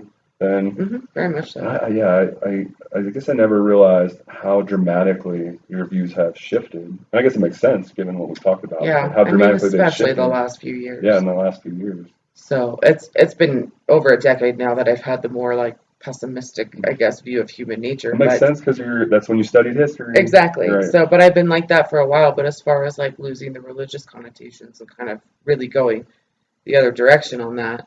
That's just been the last few years. I would say, that's interesting because this is the first time I've really heard you say, not really a believer. Because, like I said, the last time I really remember. Well, I didn't say I'm not a believer. Oh, well, yeah, I guess. I said if he's really sucks. Okay, fair enough. But you're open to it. But, like, whereas before when I talked to you about it, you were identifying as a Catholic. Yes, and as a certain sect and everything. Right. So, I would definitely say I do not. My beliefs certainly no longer fall in line with any of the monotheistic religions, what they emphasize. That's changed a lot in the last few years. I mean, Logan and I just started talking about this a few months ago about how we feel differently now. So. And he's in the same boat? I think so, because he's been in the same boat. So, I mean, he might not feel the physical pain that I do, but we talked about how he has to take over everything. He sees me suffering, and it's like, why is this happening? And so he goes through the same philosophical questioning and then evolution and sort of his views. That's curious. I didn't even think about him and how that would then affect. I mean, he's there. He's seeing it every day. Yeah, so. I mean, it makes sense. Yeah, for sure. And I think the worst part of all of it, it might not have changed my views so much if it hadn't been for the 3 surgeries last year, because they kept telling me a surgery was going to fix it. Then I'd come out and then I have the same problem. And it's like 2 surgeries down, and I thought my life's going to be like this is the rest of my life. So until that 3rd surgery, I was going to say thank God it worked. Well, that's fine. Thank God. He still has to explain a few things. But but thank you. But I don't know. If that hadn't worked, I'd be even more. You'd have even more explaining to do that. Yeah. So it was a tough year. It changed a lot of the ways that I think. And it made me change the way that I think, but not just in terms of myself. I'm not just thinking about me and going, why am I suffering? Like, I don't deserve this. I pay more attention to other people too, and like go, okay, why is this happening? Why, so. Yeah, why is there just this immense suffering in general? Everywhere, So. Well, let's get cheery or more optimistic here with my last question in the guest-oriented questions here. And I alluded to this briefly earlier. You talked about how much you read. So you and I share an extreme love of books, and we still love to go to bookstores any chance we get. You might be the only one I know that reads maybe as much as me, arguably more. At least it seems like you do a lot of reading. So what do you make of all this affection for books? Where does it come from? Why do we like books so much? Or why do you like, I guess you can't answer why I like books so much, but what's it all about? And And you've always, right? It's always I been an have since obsession. I was little. That's what I was going to To come say is from dad and mom, I mean, they've always been readers. I feel like they encouraged it, and that was a big thing. We do that with JB now. We're like always Yeah, I, focusing on books, and I think if they start encouraging it young, you're more likely yeah, to have that. Not that it's a deciding yeah, factor. because I think that many people are, or not many, but there are a fair number of parents that try to encourage reading, but And then they then their kids don't just turn don't into get into us. it. Yeah. As far as like vociferously reading, that's a good word. That's a good one. That's from reading a lot. I don't, I think, Vociferously. I remember in grade school, like I would go to the library and I would check out like 30 books, Yeah, grade school, middle school at a time. And I'd go yeah. through all of them and take them back like the next, like 2 weeks later or whatever. So I Is it was, because we didn't have screens back then? Of course, others our age didn't have screens. I mean, we had yeah, screens, I but would say tablets and I didn't know very many people my age that read as much as I yeah, did. they weren't checking out 30 books at a And time. so it can't be that, although I'm sure that has an effect today because Yeah, if you just so much content to watch, you're less likely to pick up a book. But yeah, so I'd say that probably had an effect, but it didn't make us readers because then everybody right. prior to now would be Would readers. So be I don't really know. So there's another I don't know. But I can definitely tell you that for me at least it started young and it just never stopped. yeah, same here. So And we're similar in that we read a lot of different things too, right? I mean, a wide selection of stuff. And even now when like I said, I'm on a sort of suspense kick. I take a break every now and then and put a different couple of books in there. Um, I was gonna ask you, how much do you actually get to read? Like, I mean, I read on the treadmill, and I walk a lot, and have been ever since I had this injury. so one thing that always sticks out for me is like I'll bring a book when I go to like the kids' games, and like if I see anyone else, it's very rare. I'm like, it sticks out to me if somebody has a book. Is that you too? Then are you bringing books everywhere? I used to do that. I don't do it anymore.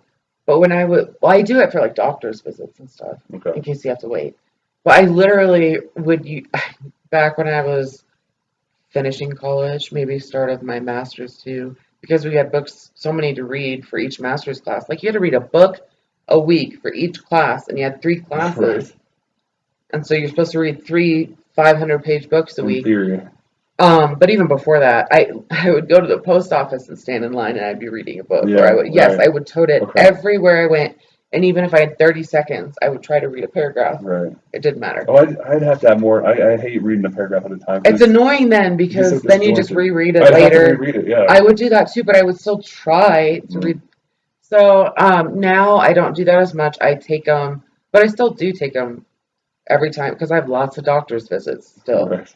So I take Lots of waiting books. around. Yes, books to all my doctor's visits. I read on the treadmill when I walk, which a lot of people don't do. Right.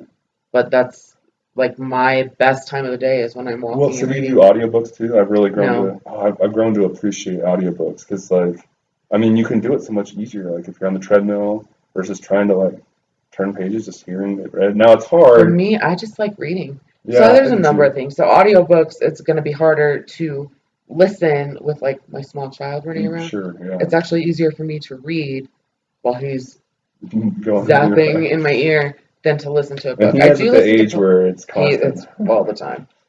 I do listen to podcasts, Okay. but I just prefer reading. Reading the book. Yeah. Yes, I don't like to hear it from Well, I someone else prefer it too. I just like the option though, for especially when I certain go on things. runs. Yeah, Like if I now, was running, obviously I would try podcast or try audio I think it books, but depends on the book too, because like I can't listen to a Nietzsche book or because something you have to think about too right because much. it's hard enough to sort of just follow what's being said, much less That's part of the problem. Is yeah right. You have to be able to just listen fluidly to it and not try to think right while you're listening because you can't it's listen too and much think. yeah. Exactly. So it depends, but I like so it depends on what book, but I definitely like having the option, and I feel like it just enables me to read even more, So right? for me, when I would do an audiobook, it would probably be like every morning I take JB on a walk with each of our dogs. We'll take one dog, then we'll take the other. That's when I listen to podcasts. So if I were to listen to an audiobook, it would be then, but still, he's talking to me during the walk. Right. So I don't care if I miss 30 seconds of the podcast, but I would care if I miss Right. 30 seconds Of the of a book. book that I'm trying to listen to. So yeah, I'll try it sometime, but I don't think it's going to be quite my thing. No, I do prefer still, like I said, the actual book. And so many people are like, what is it, Kindle? I just I was just thinking about that because I used to be adamant that if I could possibly get it in the form of the book, I would get it that way. But then there turned out to be so many things that I would end up checking out from the library on my Kindle that I couldn't even get in the book form. Okay. So when I switched from the Kindle back to the book form, You miss certain things? no, I will be reading the book on the treadmill and I'll be walking and I'll go like this to try to get the definition of a word when I'm holding the paperback in my hand. It's happened to me more than once. Okay. It misled me. So you, do you remember that? What's that? It misled me. I used to think that the word misled when I would read it in a book was an entirely different word. Misled. I just discovered this like 5 years ago. How did I not hear about that? That's the first time you discovered it 5 years ago because that's when I realized it wasn't its own word. Oh. It was 5 years ago. So you didn't hear about it before because the whole time I was reading the word misled. Oh my gosh. And then someday it just clicked. And I went, oh my gosh. You should have just let it go. I would have completely. Now I'm not sure what to Dad makes fun of it all the time. Yeah, it's kind of like the with Mom and seeing a trash can. Which just happened again. Yeah, it did. Yeah, she thought. 30 years apart. Yeah. I had to explain to my kids, how Grandma, 30 years ago. There's this story that goes down. I explain to them too. Now. Well, so we're driving around, right? And she's like, "Bear," and it's just a trash can. It was my dad was going to give $5 or $10 or something to whoever saw the first grizzly bear. That was it. That's all the incentive she needed then to. Yeah, she was adamant, and then it was a trash can. Yeah, and she's not lived it down. It's been 30 years. Yeah, and it happened again. That was a picture, right? She was saying, "This is the bear," and it was like a trash can in front of the bear or something. Yeah. Ay. Some things never change. Nope. All right. And that was for no money, so. Yeah, no incentive. Let's move on. So those are the guest-focused questions. So this is kind of standard. So this is the Great Philosophical Abyss. So in this segment, the Great Philosophical Abyss, I don't think I ever told you about this. Basically, it's when I used to teach face-to-face classes, I'd taken roll, and before I took roll, I had a list of questions, and I'd have one of the students say a number, go to that number, read off that question, and they would think about that question as I took roll, and then afterwards we would discuss it. So that's how this list started. So the Great Philosophical Abyss is a list of questions. Yeah. Can I grab my soda? Yeah, sure. So basically, the altitude. Drink. So yeah, basically it's a list of like random philosophical questions. Some of them deeper, some of them not so deep. And so it's a randomized list. And so what we're going to do is basically have you dive into the Great Philosophical Abyss and give me a number between, 1 and 82. So 1 and 82. Yeah. So I'm going to be one of the 2-hour people, aren't I? Whatever happens, happens. I'm on track for that. Okay, so between 1 and 82. Yeah. 11. 11. What do we have here? Oh, okay, so what should we do with criminals? This is interesting given what we discussed earlier. Very. So then the philosophical question with criminality, right, is should it be a process of punishment or a process of rehabilitation? Right. And then you have different kinds of criminals. So perhaps some could be rehabilitated and some cannot. So there's like a bunch of subsets to that ultimate How question. We treat them maybe varies depending on the criminal. Right.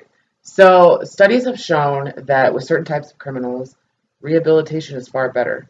If you just send somebody who committed grand theft auto, right, and went for a joyride, and they're, I don't know, just turned 18 or something, so they're in the adult system for sure, and you send them to prison for 10 years, all you're doing is teaching them more tools for criminality. So studies have shown that recidivism rates are a lot lower for certain people if they're in a program that focuses on rehabilitation, rather than, and I'm talking about our criminal justice system. And I suppose you're asking in a very general way what to do with criminals. Right. Granted, there's criminals. Okay, so I would say, given the options of, locking them up, throwing away the key, I would say to focus more on rehabilitation. I think criminals should be attempted to be rehabilitated. But then the problem that I come into with that is then you have certain types of criminals that have That shown are too far gone. repeatedly. So pedophilia, it's something in the brain. We don't know. I mean, it's probably It's not going to go away. nature and the way that their brain functions. And then in that respect, you could argue that they're not Rehabilitatable. well, that right, but you could argue that they're so same with psychopathy. It's something in the brain. There's something in the brain that's going on. In addition to, I mean, you can have a psychopath that grows up with a good natural environment and doesn't become a serial killer because of a Fortune 500 company owner, or you can have one with a bad environment. So, yeah. Right, but some of them based on brain waves and the things that this is what we referred to earlier that neuroscientists are studying have certain brain patterns that seem to be indicative of psychopathy, and they're not going to change. So if they're engaging in criminal behavior and they check out on the psychopathy checklist, they're not going to change. Right. They're not rehabilitatable. Right. And neither are pedophiles. So you want to say look, that's an important distinction. It depends on, yes, what type of crime they're committing. Not all murderers are going to commit murders forever if they get out. Sexual offenders are repeat offenders. Right. And that one gets me really riled up because there are so many instances of, well, first of all, people not getting long enough jail sentences for sexual offenses, and then when they're let out, they kill somebody because that way the victim can't talk, and it's just so it seems like we tend to understand that a pedophile isn't going to change his spots, right? And even that a psychopath isn't going to change his spots, but no one seems to realize that a sexual offender isn't either. You want to say that's in the same category. So we have these two sort of distinct categories. Violent sexual offender. Okay. So when it comes to something where scientifically it has been shown that they're going to repeat, then I think it's just about punishment. Okay. But the vast majority of criminals, I think, can be rehabilitated, and we don't do enough of that. We give them the tools to commit worse crimes and then send them back out with very little to no support. Yeah. Okay.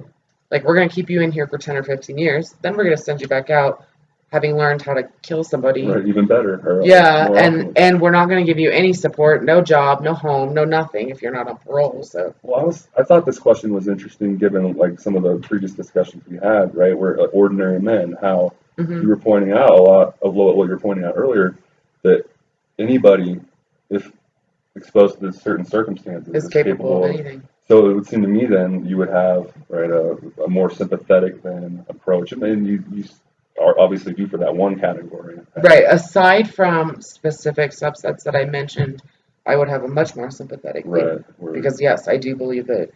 And it's interesting that you bring that up, the ordinary men thing, because they had post World War II a big problem with figuring out how to deal with all of the perpetrators. Right. Well, and what do? I mean, you can't send everybody, every adult German male to prison. Right. How much do you blame them too? Exactly. And then there was the refrain all the time was, well, I was following orders, which they were. And if they didn't abide by them, what's going to happen to them? What they ended up doing was taking the highest ranking Nazis and putting them on trial. So there you have the Nuremberg trials. But a lot of people were just allowed to integrate back into society.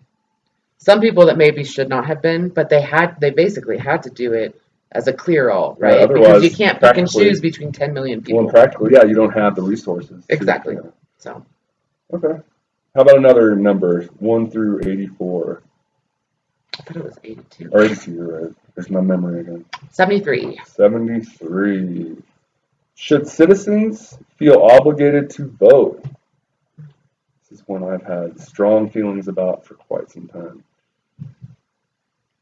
Okay, I guess what I've I haven't thought about this a great deal. I haven't for a long time, but I don't think you should feel obligated to vote, but if you don't vote, then don't you bitch. Complain? Yeah. I mean, basically is like, if you're going to be okay with either side winning, then okay. Or if you're going to be okay with either side losing, then okay. But can I respond? Yeah, go ahead. Well, my response would be the system's broken. They're just it's a joke, right? And they're both just bought and paid for are two options. I do agree with that. Right? So what is the point of voting when they're just puppets? And so That's a that tough question. yeah, I mean, that's my I agree response. with that And assessment. I'll still complain because the system's broken. I don't have any. So my response to the complaining, because I always remember Dad saying stuff like that too, right? You hear that. It's not just you or him. Like that's a very common thing, right? Hmm. If you don't vote, then that's fine, but don't complain. Right. But the system, it's not that I don't want to vote, right? If I had You legit just realize options, that your vote, first of all, it's means nothing, and right, your choices are right. horrible. So So, it's yeah, and I feel like I'm still justified in complaining. It's that the options before me are not really valid options. And so, yeah, I mean, like I said, I haven't done a ton of thinking about this, but I agree with that. Essentially, yeah, yeah. I mean, I do agree that our votes don't matter. yeah, the system is just, If and anything, I'm starting to think that the whole election doesn't matter and I, isn't real. I don't So even know. I after the mean, last couple elections, I don't know what to think. So, and yeah, and it just gets worse then. Like when you start questioning this, then like, what about all this other stuff? And and perhaps by casting your vote in the first place, you are silently, propagating, yes, facilitating the evil consenting machine, to right? what is happening. Right, So, you're encouraging everyone else, right? Better vote or you can't complain. It's yeah, like, that's a good point. Like, even by casting your vote, you're silently saying, what's sort of okay, encouraging the I system, approve of, yes, the this system. system. Yeah. So this is one that I've always felt very strongly about for as long as I can remember. Like I voted, um, you know, right when I was allowed to, but that was it. And then from very early on, like I started having very significant questions about the system, and it seemed like a joke. And so, what's the point? So I've had very strong opinions on this for quite some time. But anyway, I guess that's me. I should shut up. This is Well, your I mean, segment. we're both on the couch. That's true. And I it am on the is the philosopher's couch. philosopher's couch, and you're the Well, philosopher, so. now there is the next segment's actually where you could ask me stuff. So Okay. that segment's coming. But let's do one more number between 1 and 82. I got it right that time. Uh, 19. 19. You were thinking about that one for a while. I was trying to Oh, pick which favorite number. but 19 is one of your favorite numbers? Yeah, it's the year JB was born. Okay. Is it ever rational to commit suicide? Interesting thought on this.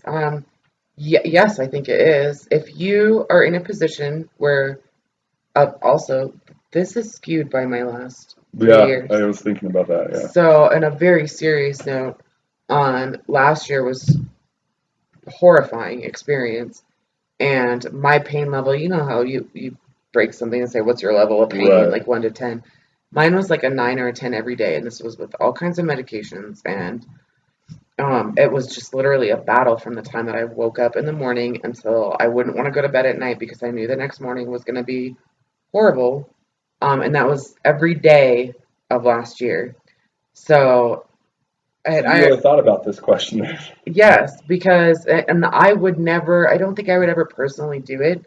I can't say without experiencing, 5 more years of that. Right. How maybe there's some point at But I which we'll had all be thoughts. pushed over the edge. I mean, it is very difficult for a person. It's impossible for a person in that position for a year to not have thoughts about that because you come to the point where your life is not physically your life is not worth living. Right. It is pain all the time every day, and then you begin to say, well, why should I be? And if there's not these other like JB or Exactly. if he's JB and Logan were I mean, especially JB, but if I didn't have those things, then what would be the point of staying around to just suffering. endure Yeah. pain and suffering every day?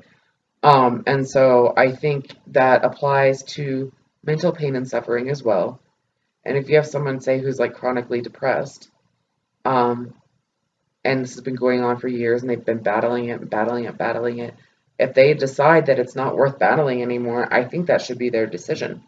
And I think it can be a rational decision. Is there a certain sort of duration that they have to? I mean, That's just it, right? Where do you draw the right, line on that? Like, what's the difference between somebody who just broke up with a significant other and they're having a really hard breakup and it's been a week and they just don't want to live right. and they That's try not versus, rational, right? right, that's Right. you being overwhelmed by emotions Right. at a particular down moment in your life. But I mean, years, I guess. I can't put a number on it. Right. Or maybe It duration, varies. Yeah. depending on how intense it is, right? Right. So, Pain, for example, like the level of pain that I had me thinking that in, 6 months right. because It it was might not just take any every time at single all. day. Right. If You're you being had just, tortured, right? and what is the point? I mean, I had a point. I had family to think about, but like Right. If you don't for have that, somebody else, what is the point? I can't work. I can't function. And the same goes for someone who's got major depressive disorder. It depends on if pills are working or, if you are not wanting to live for a long enough period of time and nothing has been helping you get out of that funk, there's I got to think be a that's, certain amount of time where it's like, okay, yeah, I but, mean, it can't just be something like we said, like an instantaneous, like, oh, this is a horrible, I lost my job and my girlfriend, this really stinks. but It's provided got to be a long term, it's a sustained sort of thing over time, yeah, then you want to say there's something then perfectly reasonable or rational about letting that person. yes. I Okay, mean, lots of people with terminal illnesses do it. Who yeah. wants to spend another 5 years dying and hurting while they're doing it? They don't. I mean, and I think they Is it should have the right to. rational to like compel them to not or to not commit suicide? I No, think I hate that. right. Somebody could We're argue moving that. in the right direction Yeah. lately with that. But no, I think it's horrible to force somebody who has a terminal illness. I mean, it should be their right to make that decision. Now, terminal illnesses are the obvious choice of like when you're talking about compassionate Right. suicide, assisted suicide Right. of somebody's already dying. But I think that extends You want us to to, extend it further, yes, any type of chronic pain or provided it mental meets a illness that, certain duration, mhm. which again you have to like flesh out what exactly And as that means. long as there is no, um, there doesn't seem to be something that's going to correct it greatly in the future. Well, So that's the right. The flip side would be, well, how do you know for certain that there isn't this chance, right? That for whatever reason they'll see the light or things will get better all of a sudden, right? but how Um, long is that going to maybe take? for example, one thing that was Americans, right, our first world problems, right? We think we have it so bad, but like maybe if we do some traveling, for example, Hmm. right, it wakes us up, so to speak, and we start to appreciate that our little trials and tribulations really aren't that big of a I deal. think that's for the what you would call a, I don't know, regular person. But when we're Okay, talking about what I'm talking about, so the chronic pain, but also like major depressive disorder, it's brain chemistry.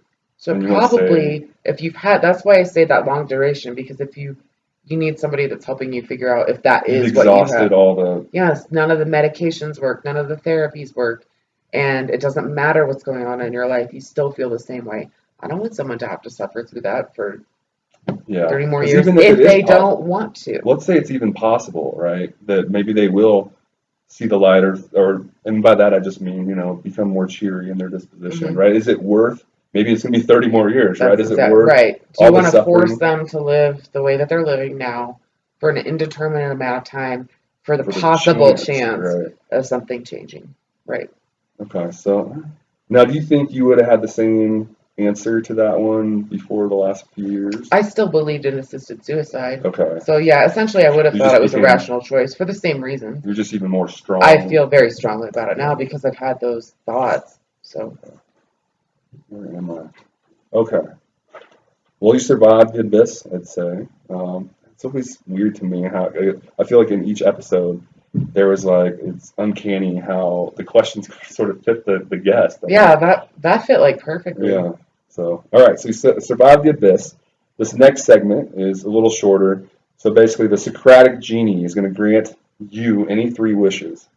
All right. So any three wishes you want. You can't do the kid thing where, okay, my I first wish want is 30,000 right, more infinite wishes. wishes. No.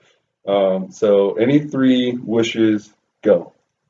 The first one's very obvious. I would want my pain to go away. I still deal with constant pain, so I would want that to be better, physically better. Second one, I would want to feel financially secure, which we actually do now. But that's another thing you deal with when you have 4 surgeries in a Sucks, year and a right? half. Horrible Right. experience. But I would like to feel financially secure for the rest of my life. is that a wish? Like, Sure.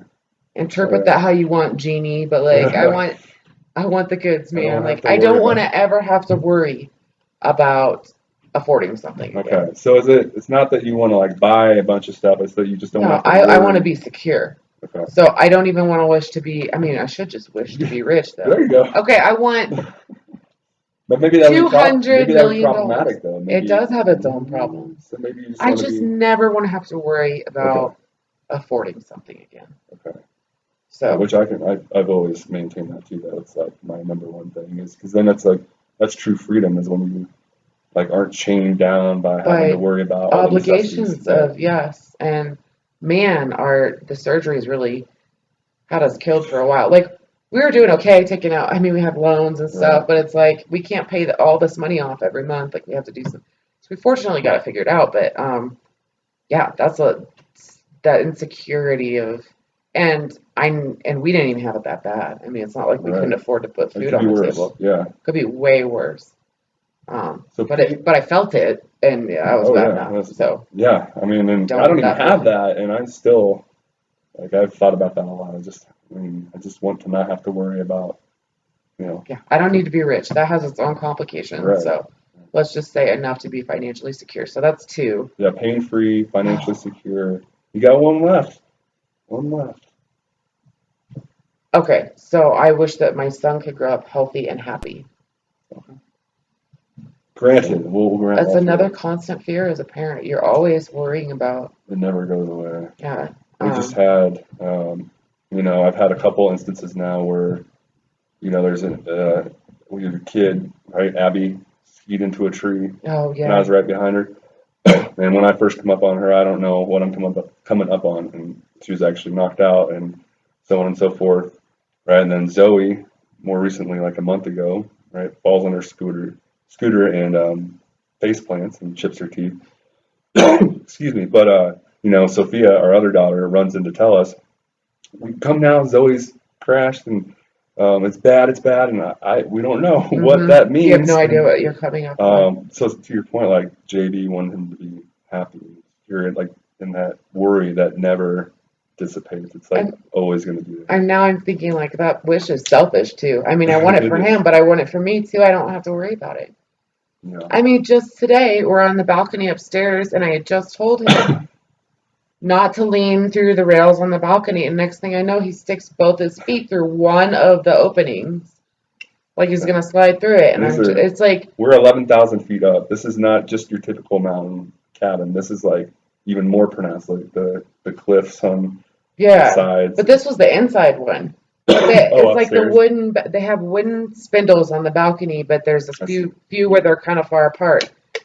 And so was like, because Grandma was sitting down below, and so he was like looking at her. Next thing you know, both of his feet are through the spin. I'm grabbing him. It's like, and then even then, I have to worry about what if he goes upstairs with somebody else, Right, and and they're I not feel, watching yeah, him that's the like, other thing. It's aha, like, then you feel like, yeah, you're constantly having to just want to be there. And even when we're at the North Pole amusement thing, it's like, when they're on the roller coaster, I'm like, just be over, just be over. Like, yeah, I don't want, I hate it. I hate, because you get the worst possible scenarios are always like, thinking. everything, And I have an yes, 8-year-old up there. What is she gonna just keep still, or is she gonna do, flip out, or I don't know. It's like, yeah.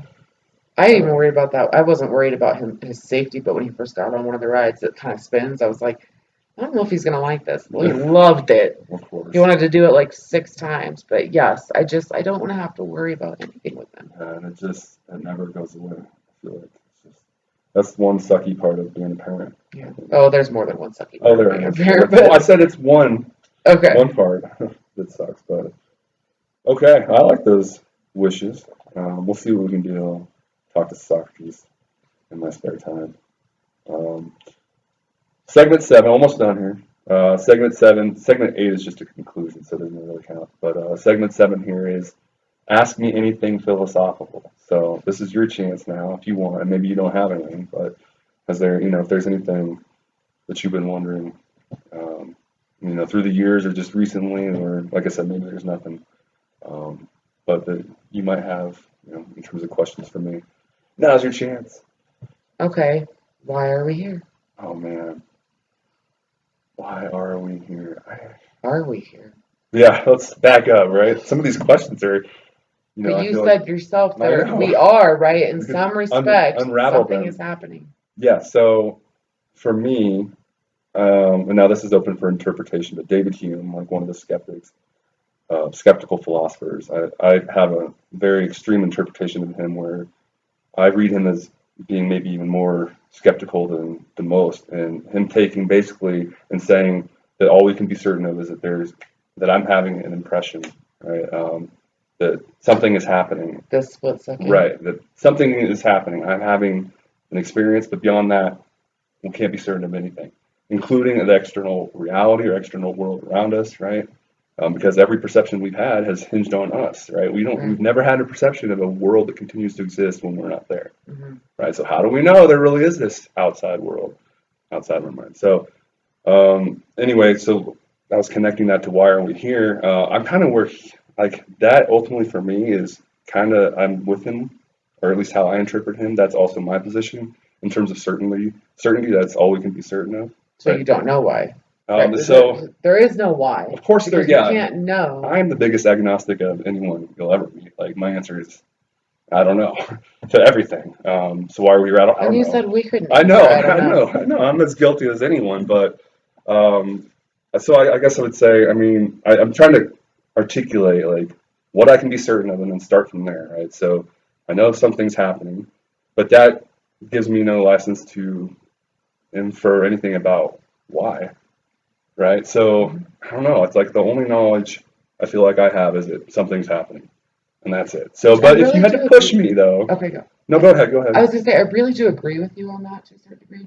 So I said I lean toward the fact that we all do exist and this is a Right. real environment. But when So, you come down to the nuts and bolts of it, I don't think we can prove that. okay. And I think And so maybe it's right that all we can really know is like I mean, so he's saying we can't even know our memories, right? Like all I can yeah, know is literally what's happening in this split second. right, right.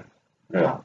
And he questions freedom in very interesting ways. And so, yeah, I mean, but maybe you want to say, okay, granted, I'm there with you too. We don't know with any certainty, but which way do you lean? Hmm. Over the years, I've definitely come to believe that there is something going on beyond. I feel like through experiences that I've had, that there are aspects of reality that we're just not normally tuned into. Like our brains are filtering them, Hmm. right? And so there's some elements of reality that we're not tuned into. Something else is going on. There's something. So I would say like magical, Hmm. right? Not scientific that we can't explain with just our normal scientific understanding. There's something going on. So why are we here? I'm not going to just say it's. I think it's more than just like something our biological finite life here, and that's it. I think that there's something else going on that maybe we'll learn the answer to it But when we we can't comprehend it. expire Yeah. here. So what you're saying is basically like how humans can't hear. There are pitches of noise, right? That dogs can Exactly. hear that we can't hear. So Exactly. it's essentially that, but with and science is only a few hundred years old. Yeah. So what is that quote? There are more things in our on Earth than your science can ever explain. Something like that. I can't remember. I I was just mean, reading it. There are more things. Oh, it's from Shakespeare. There are more things on heaven and earth, Horatio, than your reason can explain. So essentially, it's saying exactly what you're saying. There are things out there that we're not perceiving. yeah, and I can't. I mean, beyond. I don't like. I'm not religious. I don't have any specific right beliefs about what that something else is, but I am fairly convinced that there is something beyond our typical awareness and what we typically think within our scientific, normal, everyday thinking, I guess. Um, See, and I would say that that's very different from what you used to think too.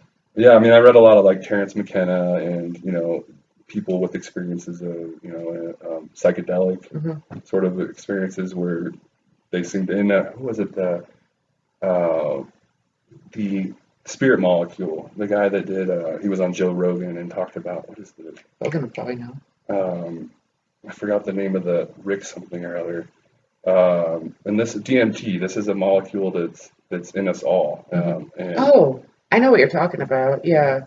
yeah, I'll never think of the guy's well, name. Rogan, so he talks about, he, has these DMT experiences, and everybody that I have never done DMT, but they have very similar experiences. Hmm. And to me, it's That's not, synchronized. there has to be something. It's indicative of there's something else going on. It's not just in their minds, right? If they're all sort of seeing the same things at the same time, Something is they're making that tuning happen. into something, right? There's something objective going on there. And so again, that's really one of the major reasons, I should say, for then me kind of why I have that position. I agree, you know, kind of what that suggests, and that's just one of the reasons why I think there's something beyond our everyday sort of conception of reality. Whether that's again simulation, what exactly the specifics are, I don't know, but I look See, forward to my figuring it brain is out. overwhelmed. I look forward to figuring it out, though. Yeah, someday. Right? Somebody has some explaining to do, whether that's God or If you're whoever's running the there, you're gonna have simulation. to explain some things at some point and sometime. Something or someone is there, but what is dictating what they're doing, right? And it's the Well, who's and when you're talking about the similar experiences, right? right. Oh, that's like, I've always wondered if dragons aren't real, how did so many different cultures all over the world draw Why do dragons? they all have so many They similar draw things? creatures with all the same features as like the Chinese dragon Yeah. all over the world. So what the hell are these things Yeah, if they're not real? It's the same kind of thing, right? Like there's something like why something to it. are people having the same experience all the time, like when they're doing this? Right. If there's not some connection there. Yeah, it's interesting. Um, yeah, but going back to the drugs, I mean, like we think, right? Are they? He's just hallucinating. It's all in their mind. And again, for me, this realization lately, having read McKenna and Hmm. read some of these, I forgot Rick's last name, but the doctor that ran these experiments on the spirit molecule. I mean, it's suggesting, right, that there is something objective going on. It's not just in their heads, Hmm. right? They're not just wigging out and having, on drugs, right? I guess they're on drugs, so to Right. speak. It's just another chemical, though, right? Hmm. And there's something objective going on. They are tuning into something that's similar, and it's not just again reflective of them tripping or hallucinating or Right. Because they're all doing the same yeah, thing. that to me that's very meaningful. That I feel means like something somebody else would argue though that it just impacts their brain waves in in the the same same way. way.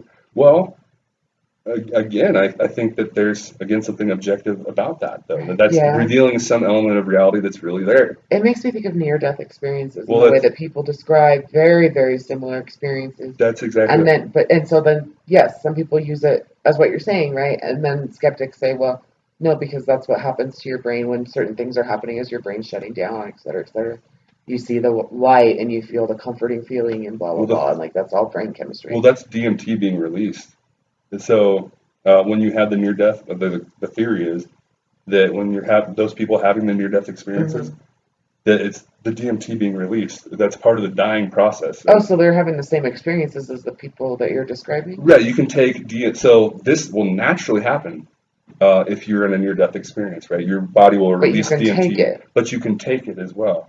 Um, yeah, so Hmm. in which case you then also encountered Experience the similar same, experiences, and right. it's weird, like some of this stuff, like spirit elves or what are they, machine elves, or like, but they're all describing encountering these same beings, Right. and And that is that weird feels because just as real or more real, they say, than when they come back here.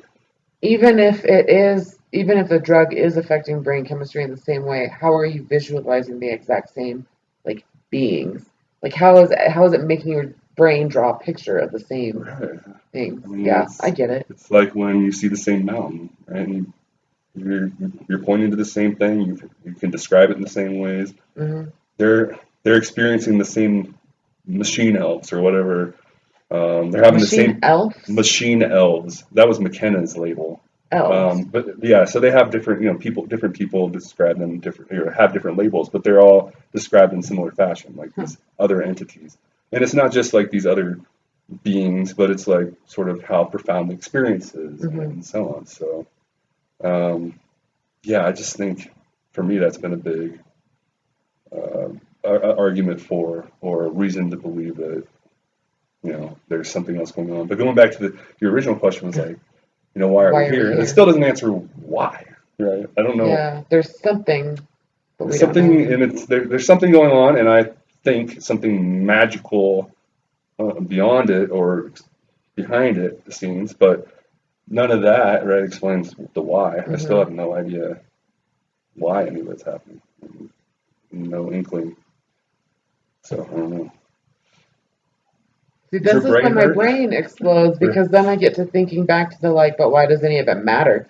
Like you said, even if it is, there's something else going on. What's the point? Like, Yeah. and we'll probably never know. We're probably the least beings in this entire experiment. I think that we will find out. I don't know. It's just all of it for just nothing. I don't know. There's got to be That's the some question. revelation. There's got to be some wizard behind the what is it curtain. There's we can't just die. I don't know. On that note, And then there we go, a little more nihilistic over here. Like, yes, we can. I mean, We could just die. I don't know. Yeah, I certainly think we can just die. That's definitely on the table. But I just feel like, huh, why though? I know. But if there isn't, we don't just die. Well, then you can still say why to that. So Right. Every further part of it that you encounter, you can say why. Well, there we go. is that it? No, I had one more question, but you answered it, Oh, what which was was, it? do you believe in God? And you Okay. answered that. What did I Well, say? you've been talking about it for 15 minutes, so Well, I mean, it's related. The first question yeah. became related to you, so So what do you think my answer is? Curious. that you believe in something. Okay. Yeah. I think you just said you Yeah. think someone's pulling the strings. Yeah. So, but Yeah. there's a big difference between someone pulling the strings and say like The typical. the God of Islam, Right. Christianity, Judaism. So. Well, I guess we'll wrap things up here. Moving on to segment 8, which is really just to conclude things. I know. Well done, Britt. I think we did For well. 2 hours. This has to be longest, right? It is the longest So you said so 30 far. minutes to So 2 hours. We'll see. So you must have maybe enjoyed it, I guess. I did. You're talking this long to me and didn't Yes. cut me off too much or say no. Let's not talk about that. So again, thank you for doing this. I appreciate it. It has been on the table. I mentioned it. A while ago. Yeah, but This then was the kind of forget perfect about it. opportunity. It Yeah. was. So again, appreciate you doing this. Again, not easy either. So I don't know. How do you think it went? All right. Good. I enjoyed it. Okay. I always enjoy a good discussion. So. Yeah. But yeah, obviously, I expected questions that kind of like that. Okay. So you kind of had a general sense of Yeah. what was coming. I really didn't dream about them beforehand, I but thought you. Okay. The truth. if the Finally truth revealed. comes out, I dreamed of nothing, I guess. Mhm. But no, I sort of expected because those are some of the most important and basic fundamental questions. Yeah. And I enjoyed it. I think I did. I like to think I captured the big ones in that section. Mhm. Okay. Well, yeah. Thanks again, and until next time, which will be, I guess, episode 4. Thanks to Britt, and we'll see you later. Bye.